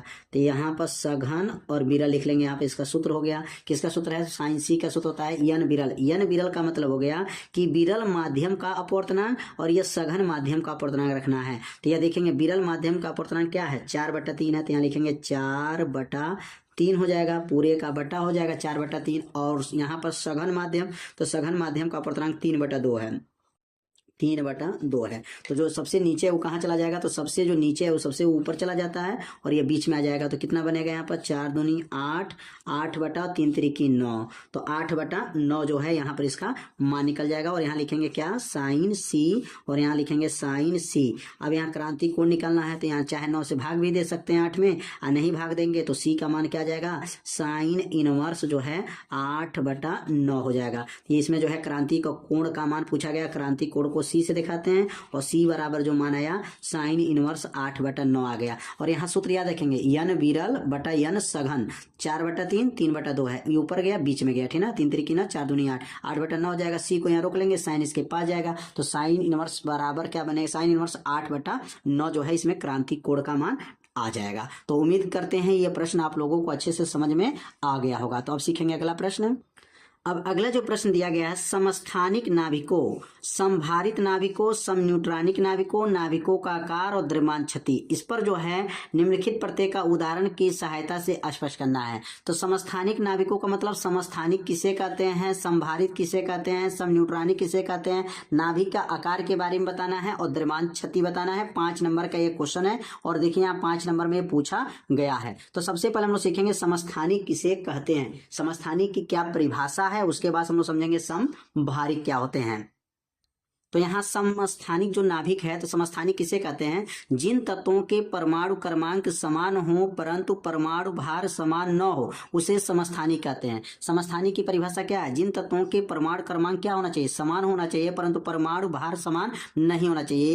यह जो बना है हाइड्रोजन के समस्थानिक है, 1H1 1H2 1H3, यह हाइड्रोजन के क्या समस्थानिक यहाँ देख रहे हैं। यहाँ पर नीचे जो बना है 111 जो देख रहे हैं, यह परमाणु क्रमांक समान है लेकिन ऊपर परमाणु भार समान नहीं नहीं है। तो समस्थानिक नाभिक के बारे में जो है आप लोग समझ गए होंगे कि परमाणु क्रमांक समान, परमाणु भार समान न हो, उसी को समस्थानिक नाभिक कहा जाता है। समभारी किसे कहते हैं? जिन तत्वों में परमाणु भार समान हो परंतु परमाणु क्रमांक समान न हो उसे समभारी कहते हैं। 1H3 2He4, यहाँ देख रहे हैं क्या है, यहाँ 1 2 अलग अलग है लेकिन ऊपर की संख्या देख रहे हैं 3 3 बराबर है। यहाँ 6 है कार्बन है, यहाँ लिखा 6 है। कार्बन दो प्रकार के होते हैं, एक 12 परमाणु भार वाले होते हैं, एक 14 परमाणु भार वाले होते हैं। तो यहाँ 14 और यहाँ देखिए 14, ये दोनों मान आपस में क्या है, यहाँ पर बराबर है और यहाँ परमाणु क्रमांक बराबर नहीं है। तो समस्थानिक में क्या बराबर देखे हैं? समस्थानिक में जो नीचे वाला मान था यहाँ बराबर है और यहाँ पे देखेंगे ऊपर वाला मान यहाँ पे देख रहे हैं बराबर है। तो यहाँ पर समस्थानिक समभारी की परिभाषा बहुत आसान बताया गया, जिसे आपको तुरंत क्या होगा, याद हो जाएगा। एक बार दो बार पढ़ लेंगे ना तो परिभाषा को क्या होगा, याद हो जाएगा। अब अगला जो हम लोग समझेंगे सम न्यूट्रॉनिक क्या होते हैं। अब यहाँ पर हेडिंग नोट कर लेंगे, जो है सम न्यूट्रॉनिक। अब सम न्यूट्रॉनिक क्या होते हैं, क्या लिखेंगे यहाँ पर? जिन तत्वों में जो है न्यूट्रॉन की संख्या क्या हो, बराबर हो, उसे सम न्यूट्रॉनिक कहा जाता है। लिखेंगे यहाँ पर जिन तत्वों में न्यूट्रॉनों की संख्या समान हो। किसकी संख्या? न्यूट्रॉनों की संख्या जो है समान हो, न्यूट्रॉनों की संख्या समान हो उसे सम न्यूट्रॉनिक कहते हैं। सम न्यूट्रॉनिक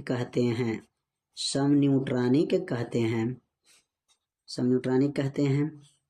कितना आसान है, ठीक है। जिसमें न्यूट्रॉनों की संख्या क्या हो, समान हो, उसे सम न्यूट्रॉनिक कहते हैं। और जैसे हम क्या लिख सकते हैं यहाँ पर 1H3 और लिख सकते हैं तथा 2He लिख सकते हैं यहाँ पर 2He जो है 4 हो जाएगा। अब इसमें न्यूट्रॉन की संख्या कितनी है, तो 3 में से 1 घटा दीजिए, 3 - 1, और 4 में से 2 घटा दीजिए तो 4 - 2, 3 में से 1 जाएगा तो 2 आ गया और 4 में से 2 जाएगा तो 2 आ गया। दोनों मान आपस में क्या आ गया, बराबर आ गया। जब आपस में बराबर आ गया तो यहाँ न्यूट्रॉन की संख्या क्या है, बराबर। ऊपर वाले संख्या में से नीचे वाले संख्या को जब घटाते हैं ना तो न्यूट्रॉन की संख्या बराबर होता है, 2 बराबर 2 आ गया। तो जिन तत्वों में न्यूट्रॉनों की संख्या समान हो उसे सम न्यूट्रॉनिक कहते हैं। तो इसमें कौन कौन से क्वेश्चन समाप्त हो गए देख सकते हैं यहाँ पर। समस्थानिक भी खत्म, समस्थानिक समभारी भी खत्म, सम न्यूट्रॉनिक भी खत्म। अब हम लोग पढ़ेंगे नाभिक का आकार। नाभिक के आकार के बारे में आप समझेंगे। अब यहाँ नोट कर लेंगे नाभिक का आकार। नाभिक का आकार क्या होता है, तो नाभिक का जो आकार होते हैं, मतलब नाभिक का आयतन लिख सकते हैं यहाँ पर। लिखेंगे यहाँ पर नाभिक का जो आयतन है, नाभिक का जो आयतन होता है, नाभिक का आयतन उसके न्यूक्लियानों की संख्या के अनक्रमानुपाती होता है। न्यूक्लियानों की संख्या के क्या होता है, अनक्रमानुपाती होता है। नाभिक के आकार में क्या लिखेंगे कि नाभिक का जो आयतन है उसमें न्यूक्लियानों की संख्या के आयतन के क्या होता है, बराबर होता है 4/3 पाई r का क्यू हो जाएगा, अनक्रमानुपाती न्यूक्लियानों की संख्या a हो जाएगा। अब यहाँ पे 4/3 पाई जो है ये नियतांक के रूप में है तो इसलिए लिखेंगे आप r का क्यू हो जाएगा, अनक्रमानुपाती a हो जाएगा। 3 घात इसके ऊपर जाएगा तो r के ऊपर 3 घात हो जाएगा, और r के ऊपर जो 3 घात हटाएंगे तो ये बन जाएगा यहाँ पर a के ऊपर क्या बनेगा, 1/3 घात हो जाएगा। यहाँ पर जो है ना कोई घात नहीं है, ठीक ना, ये घात इसके ऊपर चला गया, 1/3 हो गया। जब इस नियतांक को जब हटाएंगे यहाँ पर ना अनक्रमानुपाती को हटाएंगे तो r बराबर क्या बनेगा, r0 हो जाएगा और a के पावर 1/3 हो जाएगा। और यही r जो नाट निकला ये क्या निकला है, तो r0 का मान होता है 1.2 गुणे 10 के पावर -15 मीटर होता है। अब 10 के पावर -15 मीटर जो होता है, तो जो नाभिक का आकार होता है ना ये फर्मी में ज्ञात करते हैं। किसमें लिखेंगे, फर्मी में इसको ज्ञात करेंगे। लिखेंगे यहाँ पर नाभिक का आकार, जो लिखेंगे यहाँ पर नाभिक का आकार, नाभिक का जो आकार है लिख देंगे यहाँ पर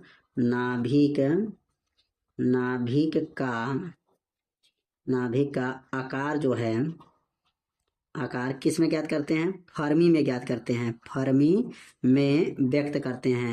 में व्यक्त करते हैं। अब इन्हीं मान की वजह से जो मान निकला r0 का मान क्या है, 1.2 गुणे 10 के पावर -15। अब 10 के पावर -15 जो निकला है ना तो ये किस में आता है, 10 के पावर -15 किस में आता है, तो ये फर्मी में आता है। फर्मी यंत्र कैसा यंत्र होता है, जो सबसे छोटी वस्तु को मापने के लिए जो है फर्मी का प्रयोग करते हैं। तो नाभिक का आकार नापने के लिए किस यंत्र का प्रयोग किया जाता है, फर्मी यंत्र का प्रयोग किया जाता है। तो नाभिक का आकार भी जो है आप लोग समझ गए होंगे कि नाभिक का जो आकार कहिए या आयतन न्यूक्लियानों की संख्या के अनक्रमानुपाती होता है। अब ये 3 घात जो इसके ऊपर जाएगा तो 1/3 घात होगा, जब चिन्ह हटेगा तो आर नॉट, जो आर नॉट के मान से साबित हुआ नाभिक का आकार किसमें ज्ञात करते हैं, फर्मी में ज्ञात करते हैं। अब इसमें लास्ट क्वेश्चन दिया गया है द्रव्यमान क्षति क्या है। अब द्रव्यमान क्षति के बारे में समझेंगे कि द्रव्यमान क्षति किसे कहा जाता है। अब इनके बारे में समझ लेते हैं। तो यहाँ नोट कर लेंगे द्रव्यमान क्षति क्या होता है, नाभिक में उपस्थित न्यूट्रॉनों एवं प्रोटॉनों के द्रव्यमानों का योग एवं नाभिक के वास्तविक द्रव्यमान के अंतर को द्रव्यमान क्षति कहते हैं।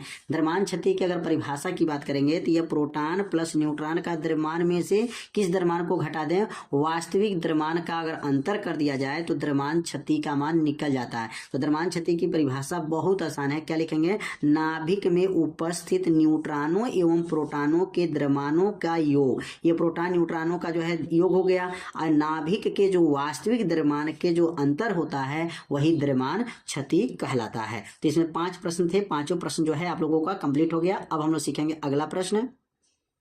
तो अगला प्रश्न, अब अगला जो क्वेश्चन है, बोहर क्वांटम सिद्धांत के सहायता से दिखाइए कि 9वीं कक्षा में परिक्रमण करते हुए किसी इलेक्ट्रॉन की कक्षा का परिधि इलेक्ट्रॉन की दी ब्रोगली तरंगदैर्घ्य लैम्डा का पूर्ण गुणज होती हैं, और हाइड्रोजन के प्रथम उत्तेजित ऊर्जा स्तर में इलेक्ट्रॉन के निम्नलिखित का मान लिखिए। क्या, पहला स्थितिज ऊर्जा, दूसरा गतिज ऊर्जा और तीसरा जो है कोणीय संवेग का मान सूत्र जो है लिखना है। तो कैसे यहाँ पर हमको सिद्ध करना है और यहाँ क्या सिद्ध करना है, तो याद रखेंगे यहाँ पर जो सिद्ध करना है कि 2πr यहाँ लिखेंगे, यहाँ पर सिद्ध करना है। यहाँ सबसे पहले यहाँ पर लिख देंगे, यहाँ पर सिद्ध करना है। और क्या सिद्ध करना है प्रश्न में, तो इसमें बताना है, यहाँ पर सिद्ध करना है कि परिधि, क्या लिखा गया, परिधि मतलब 2πr किसके बराबर है, n लैम्डा के बराबर है।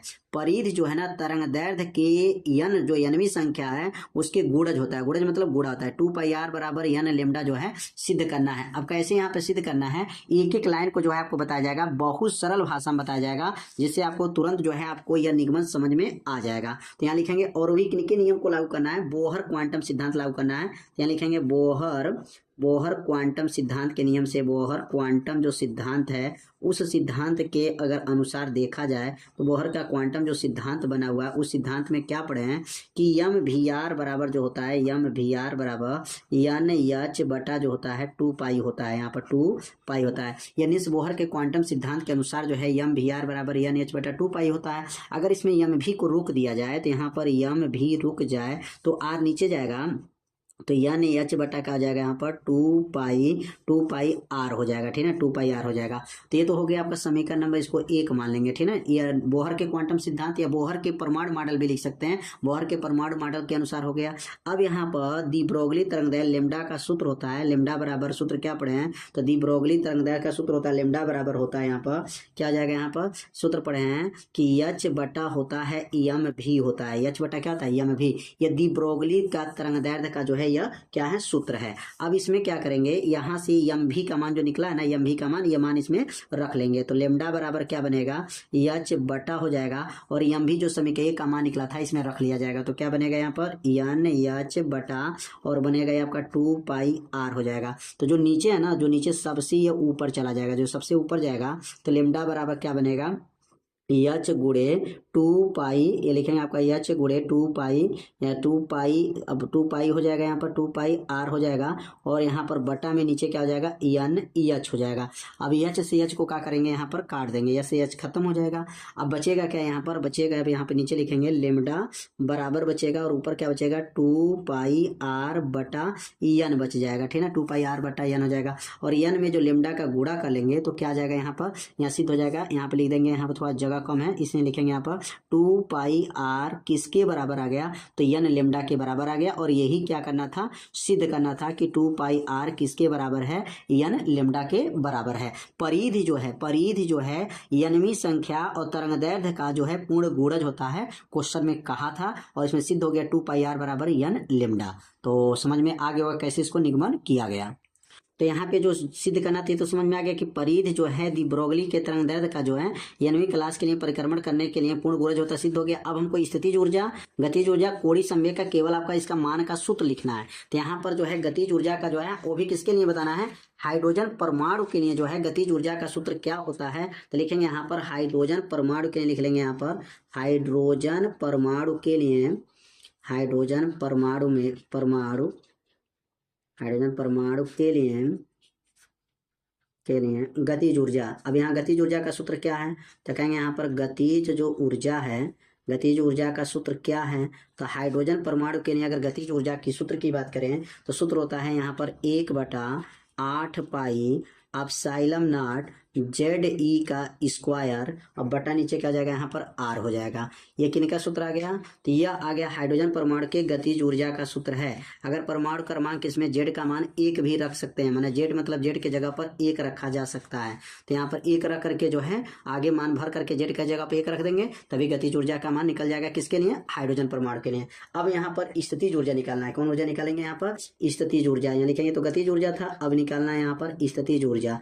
तो स्थितिज ऊर्जा यहाँ निगमन नहीं करना है, केवल जो है सूत्र का मान बताना है। तो स्थितिज ऊर्जा यहाँ पर निगमन, स्थितिज ऊर्जा का सूत्र क्या बनेगा, तो स्थितिज ऊर्जा U बराबर होगा -1/4 पाई एप्सिलॉन नॉट होता है, और लिखेंगे यहाँ पर ZE का स्क्वायर बटा में क्या हो जाएगा, R हो जाएगा। तो ये तो स्थितिज ऊर्जा हो गया, ऊपर गतिज ऊर्जा हो गया, या स्थितिज ऊर्जा हो गया। और इसमें तीसरा जो बात बताया गया है, इसमें कोणीय संवेग बताया गया। तो यहाँ कोणीय संवेग किसके बराबर होगा, तो इसमें बताया गया था कोणीय संवेग अगर देखा जाए तो यह कोणीय संवेग जो होता है ना, यह जो बोहर के नियम के अनुसार देखा जाए तो कोणीय संवेग जो होता है mvr बराबर होता है NH/2 पाई का क्या होता है, पूर्ण गुणज होता है। तो यह जो है कोणीय संवेग का सूत्र आ जाएगा mvr बराबर NH बटा क्या हो जाएगा, 2 पाई हो जाएगा। तो ये भी आप लोगों को समझ में आ गया होगा। तो प्रश्न नंबर 6 जो है पूरा जो है क्या हो गया, यहाँ पर कंप्लीट हो गया। तो अब सीखेंगे अगला प्रश्न। अब अगला जो प्रश्न दिया गया है, एक बैटरी की सहायता से एक समांतर प्लेट संधारित्र को आवेशित किया जाता है। मतलब एक बैटरी की सहायता से जो समांतर प्लेट संधारित्र उसको आवेशित किया गया, संधारित्र की बैटरी से वियोजित करके के पारा वैद्युतांक माध्यम की पट्टी धारित्र के प्लेटों के बीच प्रेषित की जाती है। धारिता से संबंधित निम्नलिखित में होने वाले परिवर्तन की विवेचना कीजिए। मतलब यहाँ पे कहा गया कि बैटरी को वियोजित कर दिया गया, बैटरी को हटा करके के पारा वैद्युतांक माध्यम की पट्टी जो है प्लेटों के बीच में जो है प्रेषित किया जाता है। तो इसमें क्या क्या परिवर्तन होता है, पहले धारिता में क्या परिवर्तन होगा, आवेश में क्या परिवर्तन होगा, विभवांतर में क्या परिवर्तन होगा, वैद्युत स्थितिज ऊर्जा में क्या परिवर्तन होगा, और वैद्युत क्षेत्र में क्या परिवर्तन होगा। तो यहाँ सबसे पहले लिखेंगे कि समांतर प्लेट संधारित्र की धारिता होता क्या है। तो समांतर प्लेट की संधारित्र की धारिता का सूत्र क्या है, C बराबर एप्सिलॉन नॉट इंटू A/D होता है। C बराबर एप्सिलॉन नॉट A/D होता है। संधारित्र की बैटरी को हटाकर के करने पर, मतलब के को यहाँ पर रखा जाएगा, बैटरी को हटा दिया गया और यहाँ पर पारा वैद्युतांक पदार्थ के रखेंगे तो क्या बनेगा। तो पहला हमको बताना है संधारित्र में, क्या बताना है, धारिता में क्या बताना है, धारिता में। तो धारिता को क्या लिखेंगे, अब C' परिवर्तन कर दिए C'। अब इसके अंदर जो है पहले देखेंगे यहाँ पारा वैद्युतांक पदार्थ नहीं था, लेकिन अब इसमें जो धारिता का सूत्र, जो पहले वाला जो सूत्र था क्या था, एप्सिलॉन नॉट A/D है।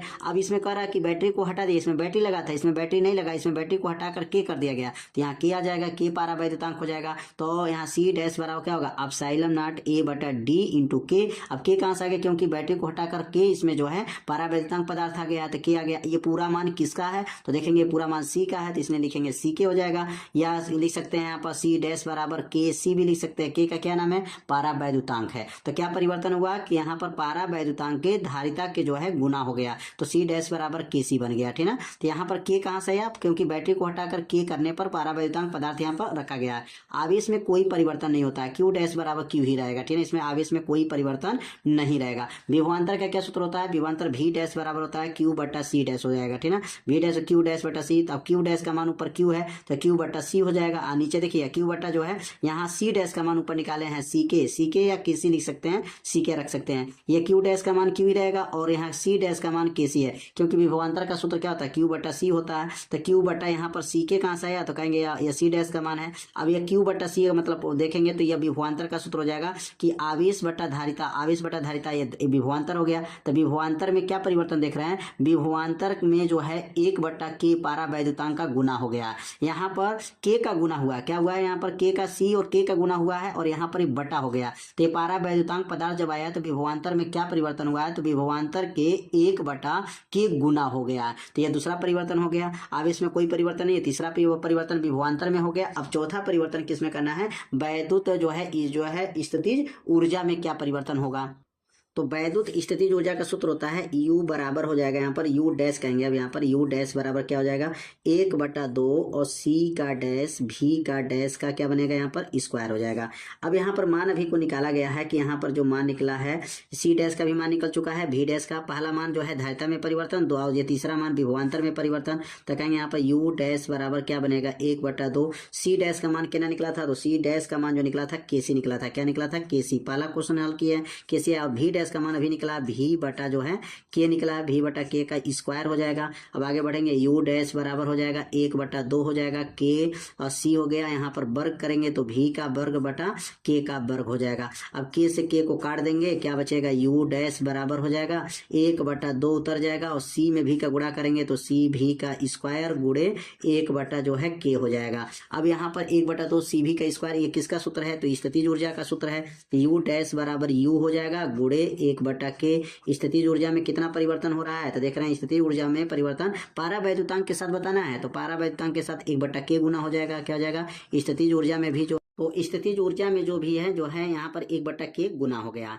पहला जो है किसमें था धारिता, तो धारिता में K का गुना हुआ था, KC मतलब K का गुना हो गया था परिवर्तन, और जो विभवांतर में भी 1/K हुआ, और स्थितिज ऊर्जा में भी 1/K आ गया। अब अगला जो है वैद्युत क्षेत्र में देखेंगे कि वैद्युत क्षेत्र में क्या परिवर्तन हो रहा है, तो यहाँ लिखेंगे वैद्युत क्षेत्र लिखा जाएगा। अब यहाँ पर वैद्युत क्षेत्र का सूत्र क्या होता है, तो वैद्युत क्षेत्र का सूत्र होता है, वैद्युत क्षेत्र का मतलब वैद्युत क्षेत्र की तीव्रता की बात हो रहा है, तो वैद्युत क्षेत्र क्या हो जाएगा E डैश बराबर हो जाएगा, और E डैश बराबर क्या बनेगा V डैश बटा D, और V डैश का मान निकला है यहाँ पर V डैश मतलब विभवांतर में परिवर्तन क्या आया था, विभवांतर में परिवर्तन जो निकला था यहाँ पर V बटा क्या था, V बटा यहाँ पर था यहाँ पर V बटा D के हो जाएगा, यहाँ पर V बटा क्या हो जाएगा आपका यहाँ पर D V बटा K, V बटा जो है K था, और नीचे आपका क्या बनेगा D हो जाएगा। तो V बटा K जो हमारा हो गया, V बटा K कहाँ से है, क्योंकि V डैश का मान निकल चुका है, V डैश किसके बराबर आया था, तो V बटा K के बराबर आया था, तो V बटा K हो गया। अब अगला लाइन क्या बनेगा यहाँ पर V डैश, क्या लिखेंगे आपका यहाँ पर V डैश बराबर क्या बनेगा, तो V बटा D को यहाँ लिखेंगे तो V बटा D उतर जाएगा गुणे 1/K। अब V बटा D क्या बनेगा यहाँ पर, तो लिखेंगे यहाँ पर E डैश बराबर हो गया आपका यहाँ E गुणे 1/K, तो इसमें भी जो है 1/K का जो है गुना होगा, इसमें जो है पारा वैद्युतांक जो है इसमें कितना गुना हो जाएगा 1/K गुना हो जाएगा। तो बैटरी की जगह पर जब पारा वैद्युतांक पदार्थ भरा गया है तो इसमें तो पारा वैद्युतांक कितना गुना हो जा रहा है, बैटरी के स्थान में K जो मान रखा गया तो E का जो है 1/K गुना हो गया। देखिए स्थितिज ऊर्जा में भी 1/K गुना हुआ, वैद्युत क्षेत्र में भी E का 1/K गुना हो गया, और यहाँ पर विभव में भी परिवर्तन जो निकला था तो यहाँ पर भी 1/K हुआ है, और धारिता में जो हुआ था वो C का जो है K का गुना हुआ था, तो उसमें K का गुना, इसमें सभी में 1 का K का गुना मैंने 1/K गुना हो रहा है, इसमें भी 1/K, इसमें भी 1/K गुना हो रहा है। तो ये लाइन आप लोगों को अच्छे से समझ में आ गया होगा, बहुत आसान क्वेश्चन था लेकिन बस थोड़ा सा आपको ध्यान देना था। अगला प्रश्न है समविभव पृष्ठ क्या होते हैं। समविभव पृष्ठ की यहाँ परिभाषा बताना है। यदि वैद्युत स्रोत के बिंदु से r दूरी पर वैद्युत क्षेत्र की तीव्रता E हो तो निम्नलिखित समविभव के संगत स्रोत के नाम तथा वैद्युत क्षेत्र के तीव्रता E तथा r दूरी के सापेक्ष परिवर्तन को उल्लेख कीजिए। गोली के लिए, बेलनाकार के लिए, समतल के लिए। तो पहले सबसे पहले जो है समविभव पृष्ठ की परिभाषा लिखेंगे कि समविभव पृष्ठ क्या होते हैं। तो लिखेंगे वह काल्पनिक सतह होती है जिसके प्रत्येक बिंदु पर वैद्युत विभव समान होता है, इस पर आवेश को स्थानांतरित करने में कोई कार्य नहीं करना पड़ता है। तो समविभव पृष्ठ जो होते हैं वे पृष्ठ होते हैं जिसकी विभव क्या हो, समान हो, हर एक बिंदु पर विभव का मान क्या हो, बराबर रहता है, उसको समविभव पृष्ठ कहा जाता है। अगर समविभव पृष्ठ की बात करेंगे तो अगर गोली के लिए अगर वैद्युत क्षेत्र देखा जाए तो वैद्युत क्षेत्र गोली के लिए क्या होता है, वैद्युत क्षेत्र अगर गोली के नियम देखेंगे तो वैद्युत क्षेत्र की जो तीव्रता होता है उसके त्रिज्या के वर्ग के व्युत्क्रमानुपाती होता है। ई और आर के बीच में क्या संबंध है गोली पृष्ठ के लिए, तो वैद्य यहाँ लिख सकते हैं, हिंदी में लिख सकते हैं, यहाँ पर लिख दीजिएगा कि वैद्युत क्षेत्र की तीव्रता गोले की त्रिज्या के वर्ग के क्या होता है, अनकर्मानुपाती होता है, व्युत्क्रमानुपाती, क्योंकि हम बटा में तो इसलिए इसका बोलेंगे व्युत्क्रमानुपाती होता है। और एक बेलनाकार के लिए वैद्युत क्षेत्र की तीव्रता और आर के बीच में क्या संबंध होता है, तो कहेंगे यहाँ पर वैद्युत क्षेत्र की तीव्रता बेलन के जो है त्रिज्या के जो है व्युत्क्रमानुपाती होता है, और समतल में तो त्रिज्या होगा ही नहीं, तो क्या लिखेंगे इसमें वैद्युत क्षेत्र क्या रहता है, स्थिर रहता है। तो यहाँ पर गोली के लिए वैद्युत क्षेत्र की तीव्रता दूरी के मतलब त्रिज्या के वर्ग के वर्ग के व्युत्क्रमानुपाती होगा। यहाँ पर जो है बेलनाकार के लिए जो है त्रिज्या के व्युत्क्रमानुपाती होता है। आप समतल में कोई वैद्युत क्षेत्र इसमें जो है वैद्युत क्षेत्र क्या रहता है, स्थिर रहता है, क्योंकि इसमें त्रिज्या, समतल वाले पृष्ठ में त्रिज्या क्या होता है, त्रिज्या नहीं होती है, इसलिए इसमें वैद्युत क्षेत्र क्या रहता है, स्थिर रहता है। तो समझ में आ गया होगा कि यहाँ पर गोली के लिए, बेलनाकार के लिए, समतल के लिए। और समविभव पृष्ठ की जो है यहाँ पर परिभाषा देना है, परिभाषा भी बताया गया है। अब अगला प्रश्न समझेंगे। अब अगला जो क्वेश्चन दिया गया है, दिए गए परिपथ में प्रत्यावर्ती धारा स्रोत V बराबर, यहाँ दिया गया 2828 साइन 100 पाई टी वोल्ट तथा आंतरिक प्रतिरोध जो है 2000 ओम है। निम्नलिखित का मान ज्ञात करना है। पहला लिखा गया है स्रोत पर वोल्टेज का वर्ग माध्य मूल मान बताना है, प्रेरक प्रतिघात, संधारित प्रतिघात, परिपथ की प्रतिबाधा और परिपथ में धारा का मान ज्ञात करना है। तो इसमें 4 प्रश्न है, एक एक प्रश्न को जो है हम लोग समझेंगे। तो यहाँ पर जो चित्र दिया गया है, यहाँ पर जो है धारिता लगा है, प्रेरकत्व लगा है, और यहाँ पर जो है यह प्रतिरोध लगा हुआ है और यह आंतरिक प्रतिरोध लगा हुआ है। तो यहाँ वोल्टेज का जो समीकरण दिया गया है, प्रश्न में क्या दिया गया था, V बराबर दिया गया है 2828 है, 2828 साइन है, यहाँ पर है साइन, और लिखेंगे यहाँ पर 100 दिया है, 100 के बाद बगल में पाई दिया है, टी दिया है। अब इसको तुलना करेंगे, किससे तुलना होगा, तो यहाँ पर तुलना करेंगे V बराबर V not sine omega T से क्या करेंगे, यहाँ पर तुलना कर लेंगे। और जब तुलना करेंगे तो इसमें मान कितना आएगा, यहाँ पर नोट कर लेंगे। तो V नॉट का मान इसमें कितना है, तो 2828 हो जाएगा, V नॉट का मान हो जाएगा, यह हो जाएगा वोल्ट हो जाएगा। और ओमेगा का मान इसमें कितना हो जाएगा, तो ओमेगा का मान 100 पाई हो जाएगा। क्या बनेगा यहाँ पर, 100 पाई हो जाएगा। तो 2 मान यहाँ पर नोट हो गया। अब यहाँ पहला वाले क्वेश्चन में क्या पूछा गया है, तो पहला वाला प्रश्न में पूछा गया, पहला वाला मान जो पूछा गया है, VRMS का मान निकालना, VRMS बराबर पूछ रहा है। तो VRMS का सूत्र क्या है, तो VRMS का सूत्र होता है V नॉट बटा जो होता है, V नॉट बटा करनी में 2 होता है। V नॉट का मान कितना है, तो 2828 है, बटा नीचे और करनी में 2 का मान 1.414 होता है।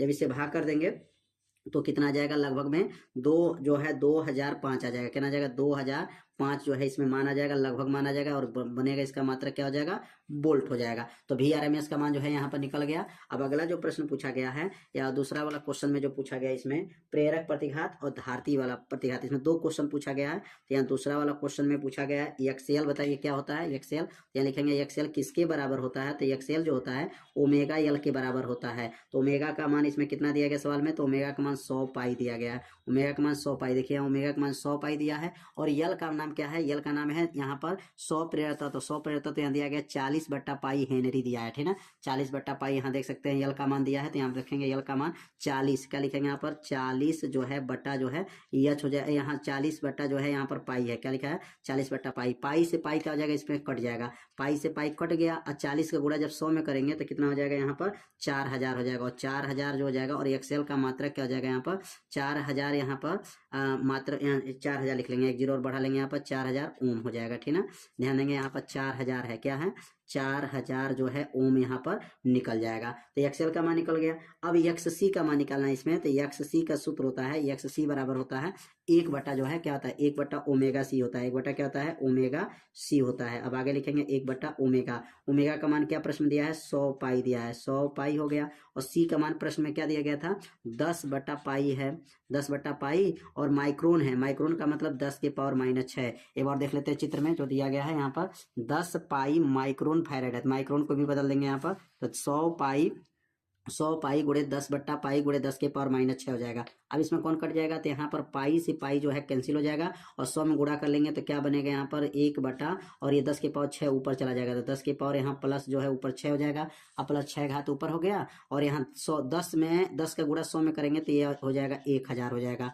अब 1000 है, ऊपर 10 के पावर 6 का मतलब 1 2 3 4 5 6 लिख दीजिए। अब बेटा नीचे क्या हो जाएगा, 1000 हो गया, 1 2 3 खत्म, 1 2 3 खत्म, क्या बचेगा यहाँ पर 1000 जो है ओम हो जाएगा। तो यहाँ मान निकला XC का मान 1000 आ गया, और XL का मान जो है 4000 आ गया। बहुत आसान क्वेश्चन दिया गया है। अब इसमें पूछा गया है प्रतिबाधा, अगला क्वेश्चन पूछा गया प्रतिबाधा, तीसरा क्वेश्चन हम हल करेंगे। तो सभी मान को नोट कर लीजिएगा, ध्यान दीजिएगा, यहाँ पर 4000 है और ये 100 आया, 1000 आया, ठीक है ना। XL की जरूरत होगा, XC की जरूरत होगा प्रतिबाधा मान निकालने में।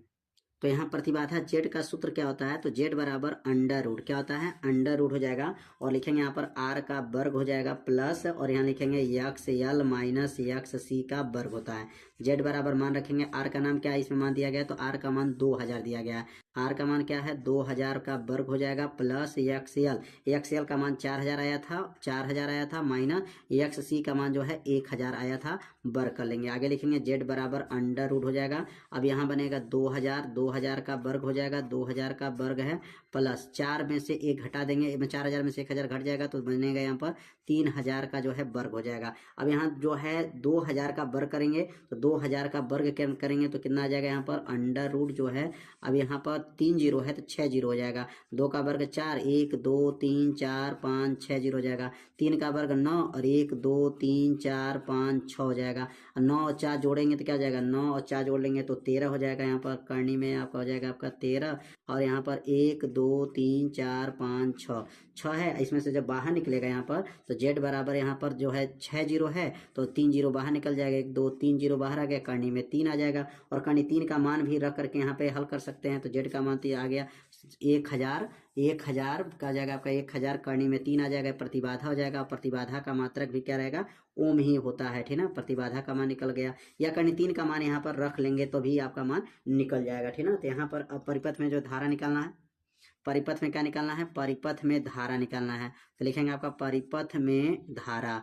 परिपथ में धारा का मान जब निकालेंगे तो कैसे निकलेगा परिपथ में धारा, तो आई बराबर होता है, आई बराबर भी नाट बटा हो जाएगा जेड हो जाएगा। मान रखेंगे भी नाट का मान प्रश्न में कितना दिया था, तो 2828 प्रश्न में दिया गया था और जेड का मान अभी निकाले हैं 1000, करनी में क्या था 3 था। अब यहाँ पे जो है करनी 3 का मान रख लीजिए, 2828 बटा 1000 उतर जाएगा, गुणे करनी 3 का मान क्या होता है 1.732 होता है। अब 1000 से दशमलव हटा दीजिए तो 2828 हो जाएगा। अब बटा जो है 1732 हो जाएगा, 1732 हो जाएगा और 1732 में भाग करेंगे तो लगभग 1.6 एम्पियर आ जाएगा, 1.6 जो है एम्पियर आ गया। तो यह क्वेश्चन पूरा जो है समाप्त हो गया। इसमें जो प्रश्न पूछा गया था सभी मानों को जो है क्रमशः निकाला गया। अगला प्रश्न है निम्नलिखित में अंतर स्पष्ट कीजिए। स्वप्रेरण तथा स्वप्रेरक तत्व में अंतर बताना है, अनियय प्रेरण तथा अनियय प्रेरक तत्व में जो है अंतर बताना है। यहाँ पर 2 कॉलम बना लेंगे। पहला जो अंतर लिखेंगे स्वप्रेरण तथा स्वप्रेरक तत्व में अंतर बताना है। तो स्वप्रेरण में क्या अंतर है, तो लिखेंगे आपका एक परिघटना है जहाँ एक कुंडली में धारा बदलने पर उस कुंडली में वैद्युत वाहक बल क्या होता है, प्रेरित होता है। तो इसमें क्या लिखेंगे कि यह एक परिघटना है जहां एक कुंडली में धारा बदलने पर उस कुंडली में क्या उत्पन्न होता है, वैद्युत वाहक बल जो है प्रेरित होता है। और स्वप्रेरक तत्व में क्या लिखेंगे, उस कुंडली का वह गुण है जो उस प्रेरक की मात्रा को क्या करता है, मापता है। कहेंगे उस कुंडली की वह गुण है जो प्रेरक की जो है इस प्रेरक की मात्रा को मापता है। मतलब किस प्रेरक को मापेगा, स्वप्रेरक को जो है मापने वाला मापेगा, उसी के लिए उसको कहा गया स्वप्रेरक तत्व। तो यहाँ दोनों अंतर को लिख करके आप लोग 2 बार पढ़ लीजिए, आपका अंतर याद हो जाएगा। अनियय प्रेरण में और अनियय प्रेरक तत्व में क्या अंतर है, कहेंगे वह घटना है जिनमें एक परिपथ में वैद्युत धारा बदलने पर पास के दूसरे परिपथ में वैद्युत वाहक बल प्रेरित होता है। और इसमें लिखेंगे यह गुण है जो इन दोनों कुंडलियों के बीच चुंबकीय क्षेत्र के माध्यम से वैद्युत धारा परिवर्तन के प्रभाव को मापता है। ये दोनों अंतर को जो है ना लिख करके और उसको 2 बार पढ़ दीजिए ना, आपको अंतर जो है आप लोगों को अच्छे से समझ में आ जाएगा। अगला जो प्रश्न दिया है, सिद्ध कीजिए टेस्ला बटा एम्पियर बराबर हेनरी बटा मीटर का स्क्वायर। इसको सिद्ध करा करके जो है चेक करेंगे कि मतलब यह इतना के कैसे बराबर हुआ। तो यहाँ पर पहले जो लिखेंगे यहाँ पर एलएचएस, और एलएचएस में क्या लिखेंगे टेस्ला बटा एम्पियर। अब टेस्ला जो मात्रक होता है ये किसका मात्रक, टेस्ला और किसका मात्रक होता है, तो वेबर प्रति मीटर का स्क्वायर हो जाएगा और बगल में एम्पियर हो जाएगा।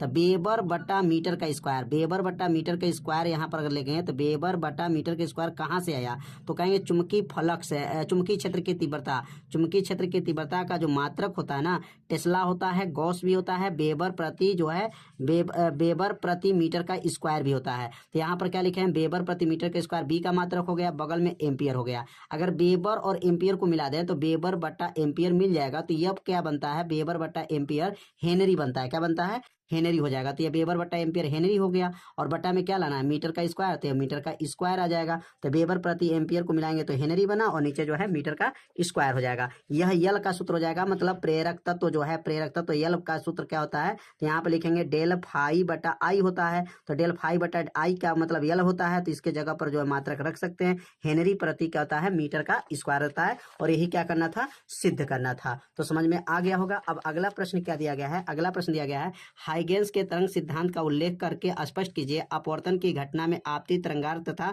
अपवर्तित तरंगार को स्पष्ट आरेख खींचिए और प्रकाश किरणों को निम्नलिखित माध्यम में गति करती है। वायु से कांच में, जल से वायु में जो है 5 नंबर का ये क्वेश्चन है। तो हाइगेंस का तरंग सिद्धांत के बारे में बताना है। तो यहाँ पे क्या लिखेंगे, सबसे पहले जो लिखेंगे हाइगेंस के तरंग जो है सिद्धांत, यहाँ पे लिख लेंगे कि जो हाइगेंस का जो तरंग सिद्धांत होता है वह जो है किस पर जो इन्होंने प्रयोग किए थे। तो लिखेंगे या इन्होंने जो हाइगेंस ने जो प्रयोग किए थे ईथर का या माध्यम का प्रयोग किए थे। प्रकाश तरंगों के रूप में चलता है और यह तरंगे प्रकाश के स्रोत से निकलकर सभी संभव दिशाओं में प्रकाश के वेग में चलती है। प्रकाश तरंगों के रूप में चलता है, क्या किस रूप में चलता है, प्रकाश तरंग के रूप में चलता है और तरंगे प्रकाश से स्रोत से निकलकर सभी संभव दिशाओं में प्रकाश के वेग से चलती है। तरंग संचरण के लिए हाइगेंस ईथर माध्यम ने बताया था, तो इसका घनत्व जो होता है ना कम होता है और प्रत्यास्थता क्या होती है, अधिक होती है। वायु से अगर कांच की बात करेंगे तो अगर वायु से कांच के लिए जाएगा तो यहाँ वायु से कांच में जाता है तो इधर आपको मुड़ जाएगा और जल से जब जाएगा तो इधर की तरफ जो है मुड़ जाएगा, मुड़ना है, यहाँ से मुड़ेगा, इसमें वायु से जल की तरफ, वायु से कांच की तरफ जाएगा तो कैसे अपवर्तन हो रहा है। और जल से जो है किस में जाना है, जल से जो है वायु में अगर जाएगा तो क्या होगा, तो जल से वायु में जाएगा तो ये घटना ऐसे होता है। अगला जो प्रश्न दिया गया है यहाँ पर बताया गया है कि अगला प्रश्न है कि एक वस्तु काल्पनिक तथा वास्तविक प्रतिबिंब के बीच अंतर जो है आपको समझाइए। तो काल्पनिक वस्तु और जो है वास्तविक प्रतिबिंब में जो है अंतर बताना है। तो कैसे अंतर लिखेंगे कि वास्तविक प्रतिबिंब प्रकाश के किरणों को वास्तविक मिलन से बनता है और पर्दे पर प्राप्त किया जा सकता है, जबकि काल्पनिक प्रतिबिंब प्रकाश किरणों से के आभासी मिलन से बनता है और पर्दे पर नहीं उतारा जा सकता है। तो यहाँ पर पूरे पेपर को जो है लगभग समाप्त कर दिया गया है। तो पूरे प्रश्नों को इसमें हल करके बताया गया है। तो ये सब आप लोग नोट कर लीजिएगा, नोट करके 2 बार पढ़ लीजिएगा ना, आपको सब समझ में आ जाएगा। तो आज का ये वीडियो आप लोगों को कैसा लगा, आप सभी लोग एक बार जरूर कमेंट कीजिए, वीडियो को लाइक कर दीजिए। चैनल पे यदि आप पहली बार आए होंगे तो चैनल को सब्सक्राइब जरूर कर लीजिए। मिलते हैं अब अगले भाग में, तब तक के लिए जय हिंद, जय भारत।